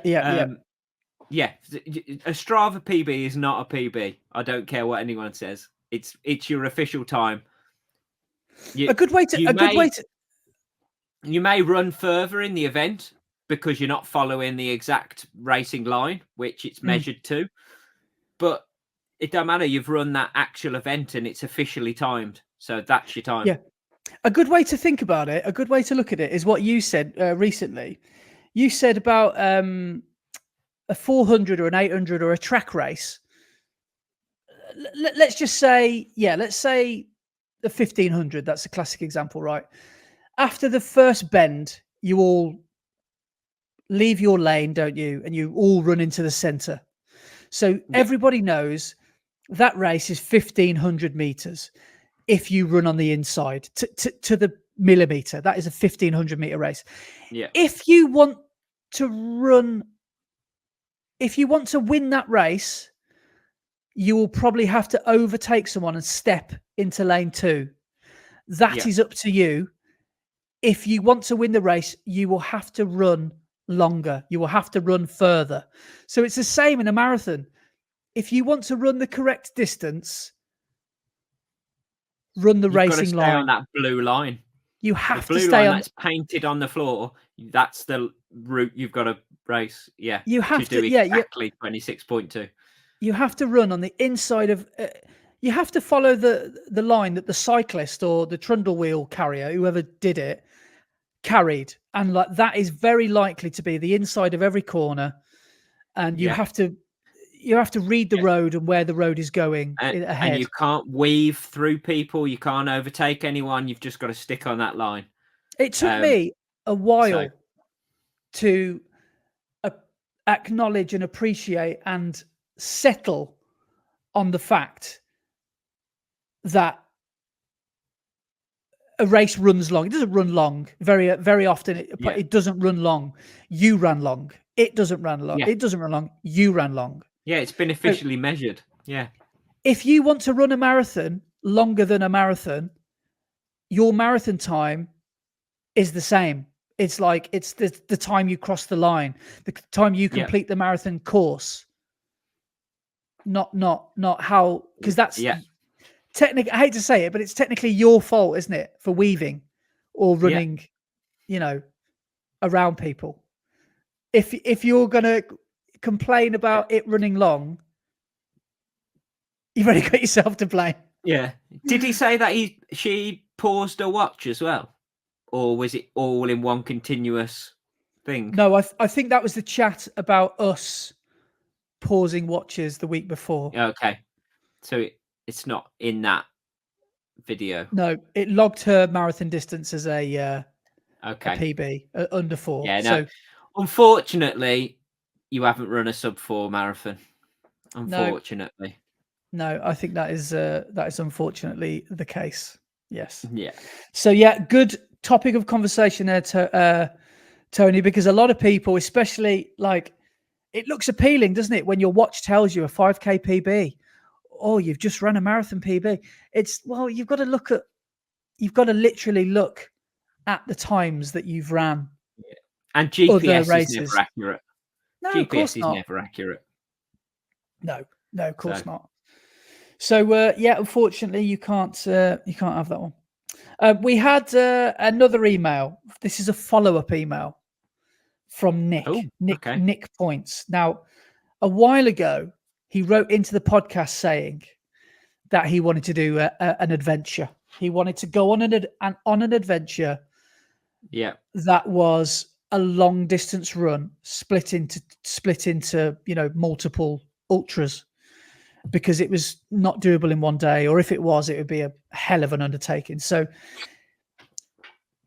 he was thinking at the time of booking his accommodation halfway, and that would be the kick up the backside he needed to give himself to just get it done. So he's got the accommodation booked. He's got the halfway point.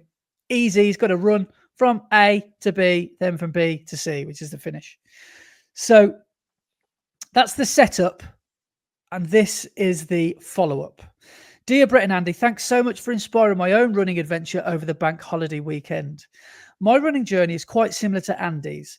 I started running during the first COVID lockdown and surprised myself as someone who'd hated cross-country runs and other kind of sport at school by finding that I loved it. Since then, I've worked my way up to half and then full marathons plus a 50k ultra at the end of last year. I've loved finding interesting places and landmarks to run during my training. It might sound geeky, but early on, I brought the Ordnance Survey map for my local area to find targets and for my out and back long runs. That's not geeky at all. I literally had a map on my kitchen table the other day because I was trying to find out where local footpaths were. So nothing wrong with that at all. I discovered that there's an old Roman road from London Bridge to Chichester that ran pretty close to my doorstep. And while some of it has been lost or turned into modern road, lots of it still survives as trails in the Surrey Hills and Sussex Downs. I thought to myself, maybe one day I could run the whole thing. 4 years passed, and then Andy posted his video about running the Cotswold Way by doing 350Ks back to back, and inspired me to get on with it. So I booked a room in a pub at the halfway point, which meant I was committed. The route is 103k, which I did over 2 days, although I ended up doing 105k as I took a wrong turn on day 2. I feel your pain. I know how you feel. I started at London Bridge, and the route takes you down the A3 and then the A24, a dead straight as they're built on the road's footprint, through the bustling different cultures of South London down into suburbia, then into the Surrey Hills where the first surviving sections are. You can still see that the flint pebbles form the road surface and the ditches either side of the road. My legs were surprisingly okay at the start of day 2 as I set out down trails to the side of the modern road, as this stretch didn't have any pavement. Later on, I did have to tackle the odd section of road where I was hugging the verge to dodge traffic, but it was worth it to get to the Sussex Downs and the excavated Roman villa at Bignor, which has some amazing mosaics. Then a steep climb up to the highest point on the downs before trundling down into Chichester. Legs really hurting by this point, but feeling pretty proud of myself. It's an amazing feeling running in the footsteps of people from 2,000 years ago. For me, it's the closest I can get to traveling back in time. Just as importantly, runs like this remind me that I am capable of much more than I think. So thanks for inspiring me to turn an idea into reality and for keeping me company via the podcast on my long runs. You two have such good chemistry, and your passion, your drive to improve yourselves, and your sense of adventure is so inspiring. By the way, as someone who listens to the podcast on long runs, 2-hour plus episodes are a good thing in my book. Sorry for too long. Sorry. Well, you're in luck, mate, because we're at 157. Sorry for such a long email, but I just wanted to say how grateful I am to both of you. Cheers, guys, and keep up the good work. Nick. What amazing. A hero. What a guy. That's amazing. Amazing. That the thing that he said there is epitomizes my running life as well. He's turned an idea into reality, and that is the mic drop moment that we all love about running, whether that's a target coming to that comes to time, or a 5k, or doing 103k or 105k if it went wrong, whatever it is. It's like, it's so cool to just have these, what you would have thought, you wouldn't recognize yourself 4 or 5 years ago, thinking of these ideas and then thinking, I reckon I could do that, and then doing it. Because it's the planning and the looking forward to it, which is not the best bit, because the executing of it is obviously amazing, but the wondering if you can do it is the hardest bit, because when you actually do it, I mean, he actually wrote back to me. I said, mate, amazing work. Can't wait to read this out in the podcast. And he said, I look forward to it. I don't know how you did a third 50K. 2 days were enough for me. I didn't think I could do a third day. I got out of bed on that third day and I thought I couldn't even walk to the shower block where we were staying on the campsite. But once you just get over yourself and you start moving your body, you just get on with it. You just do it. And it's like you just said, you're capable of so much more than you think you are. And that's the long and short of it. So amazing work, so Nick. good. That's so cool. Good. So cool that people that we're interacting with in this community are doing awesome things like this. The idea of following that Roman road is such a cool idea. I love it. Amazing. Absolutely amazing. I bet you it felt like it was lasting forever at times when you were looking ahead in the distance. But it's really cool. It's like my Cotswold trip. When you've got little sections that break it up, it makes the whole thing so much easier. Because when you're running through like from South London to like what sounds like the Surrey Hills and the countryside, like the contrast in where you run from is just amazing. And one thing I heard that Nick says that I love, I've heard this said in a slightly different way as well, about him saying that it was amazing to run in the footsteps of others. The only thing, when you're in a historical place that's steeped in history, the only thing that separates you from the people that were before you is time, because they were stood in exactly the same place, making the same pilgrimage that you are. And it's so cool to think that way, whether you're in Hampton Court Palace, you know, the amount of times Henry VIII has stood outside those gates and literally stood in the same place as you. You could be in the pyramids in Egypt. You could be in Chichen Itza in Mexico. It's literally the only thing separating you is time. And it's such a cool thing. So, amazing work. So good. Right. Hang on. Oh, no. I was going to say, because the Strava segment will... No, let me just quickly mention. I was going to mention Mac. Oh, yes. Yeah. Mac this week, friend of the podcast, Mac Ashworth, decided to do a little secret challenge as well. He thought it'd be a good idea for a bank holiday adventure, just like Nick. And he basically, from Worcester, ran to Birmingham and back, just like you do, just casual. And it's along the canal, 50K there, 50K back. And he did it. He's put up a video if anybody wants to go and watch it. So his channel is called Mac Tracks or Max Tracks. Go and have a look at it. 100 kilometers. He did it. Well, I won't tell you the time because that'll give you a spoiler. But he self-supported it as well. Didn't have any like aid stations or anything like that. And just literally casually ran to Birmingham back. 100 kilometers, 62 mile. Phenomenal achievement. Yeah. So incredible work, Mac. That's so good. And it's just so cool that so many of us that like love running just have these crazy ideas. Like whether it's like you running your 633s or whether it's Mac or Nick running 100K, it's like it's just so cool just to push yourself and see what's on the other side. So massively inspired by everybody this week. Yeah, so good, Mac. And I'm not sure if it will be this at the end of the week, but he is currently leading this week's leaderboard. We are on Friday, so there's today and then 2 more days of the week left for people to log miles. And Mac is currently leading after 1 run. 62 miles. So what normally wins it? About 18 miles. So Mac, just do a 20 miler on Sunday. High 60s, low 70s normally lead it. So tempting, Mac, tempting. You could be on the podium. But let's go to the Strava segment. So this leaderboard, we need to do this quickly because we are well over 2 hours now. So our leader from last week was Steve Turner, who ran a total of 78 mile. So that's a good old lot of mileage in the legs. Second was Michael Roderick again. with 67.8 miles. And third place was Hollywood himself, KQ on the Run, Cole Quiney. Oh, wow. Who ran 67.6 miles.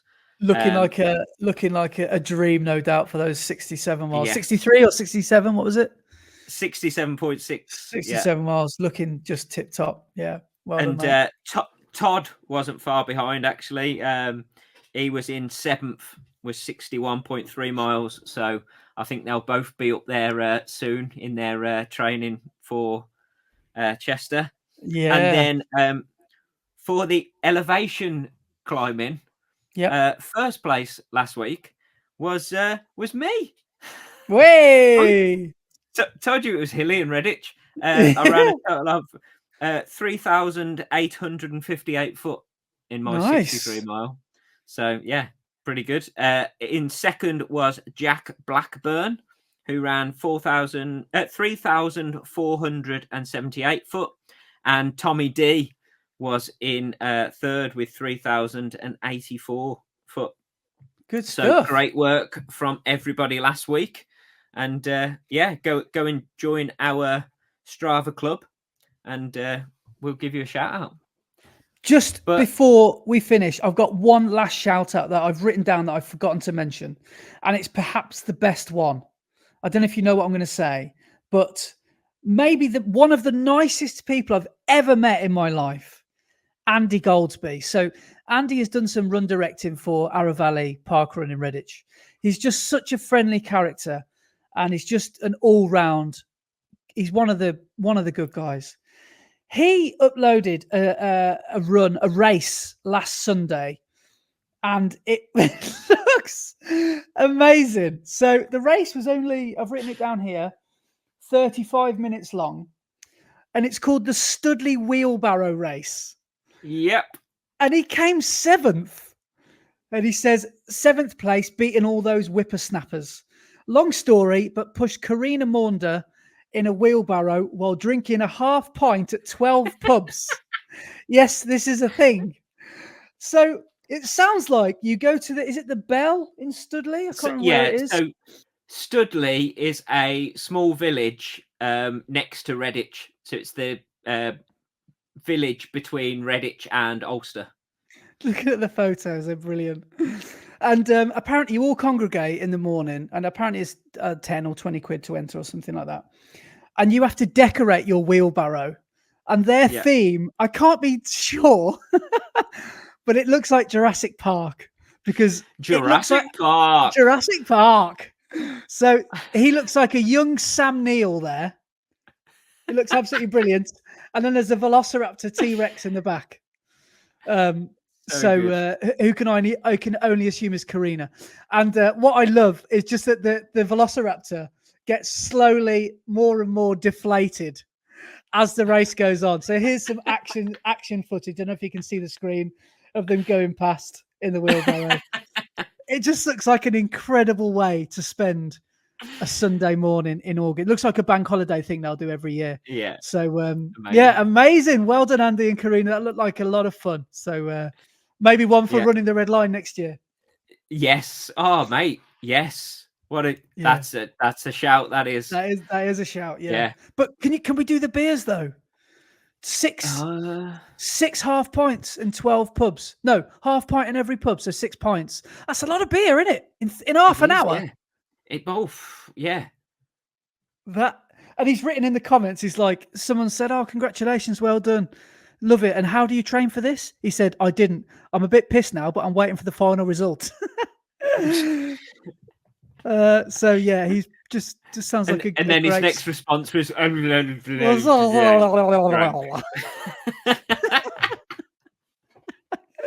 he's tucking into his kebab. But yeah, what a great way to end the podcast. Yeah, so amazing. Thank you so much to everybody for listening and watching. And we'll be back next week, and we'll tell you all about Bushy. Yes. So, wish us luck. Yeah. See you next week. Cheers, guys. See you next week. Cheers.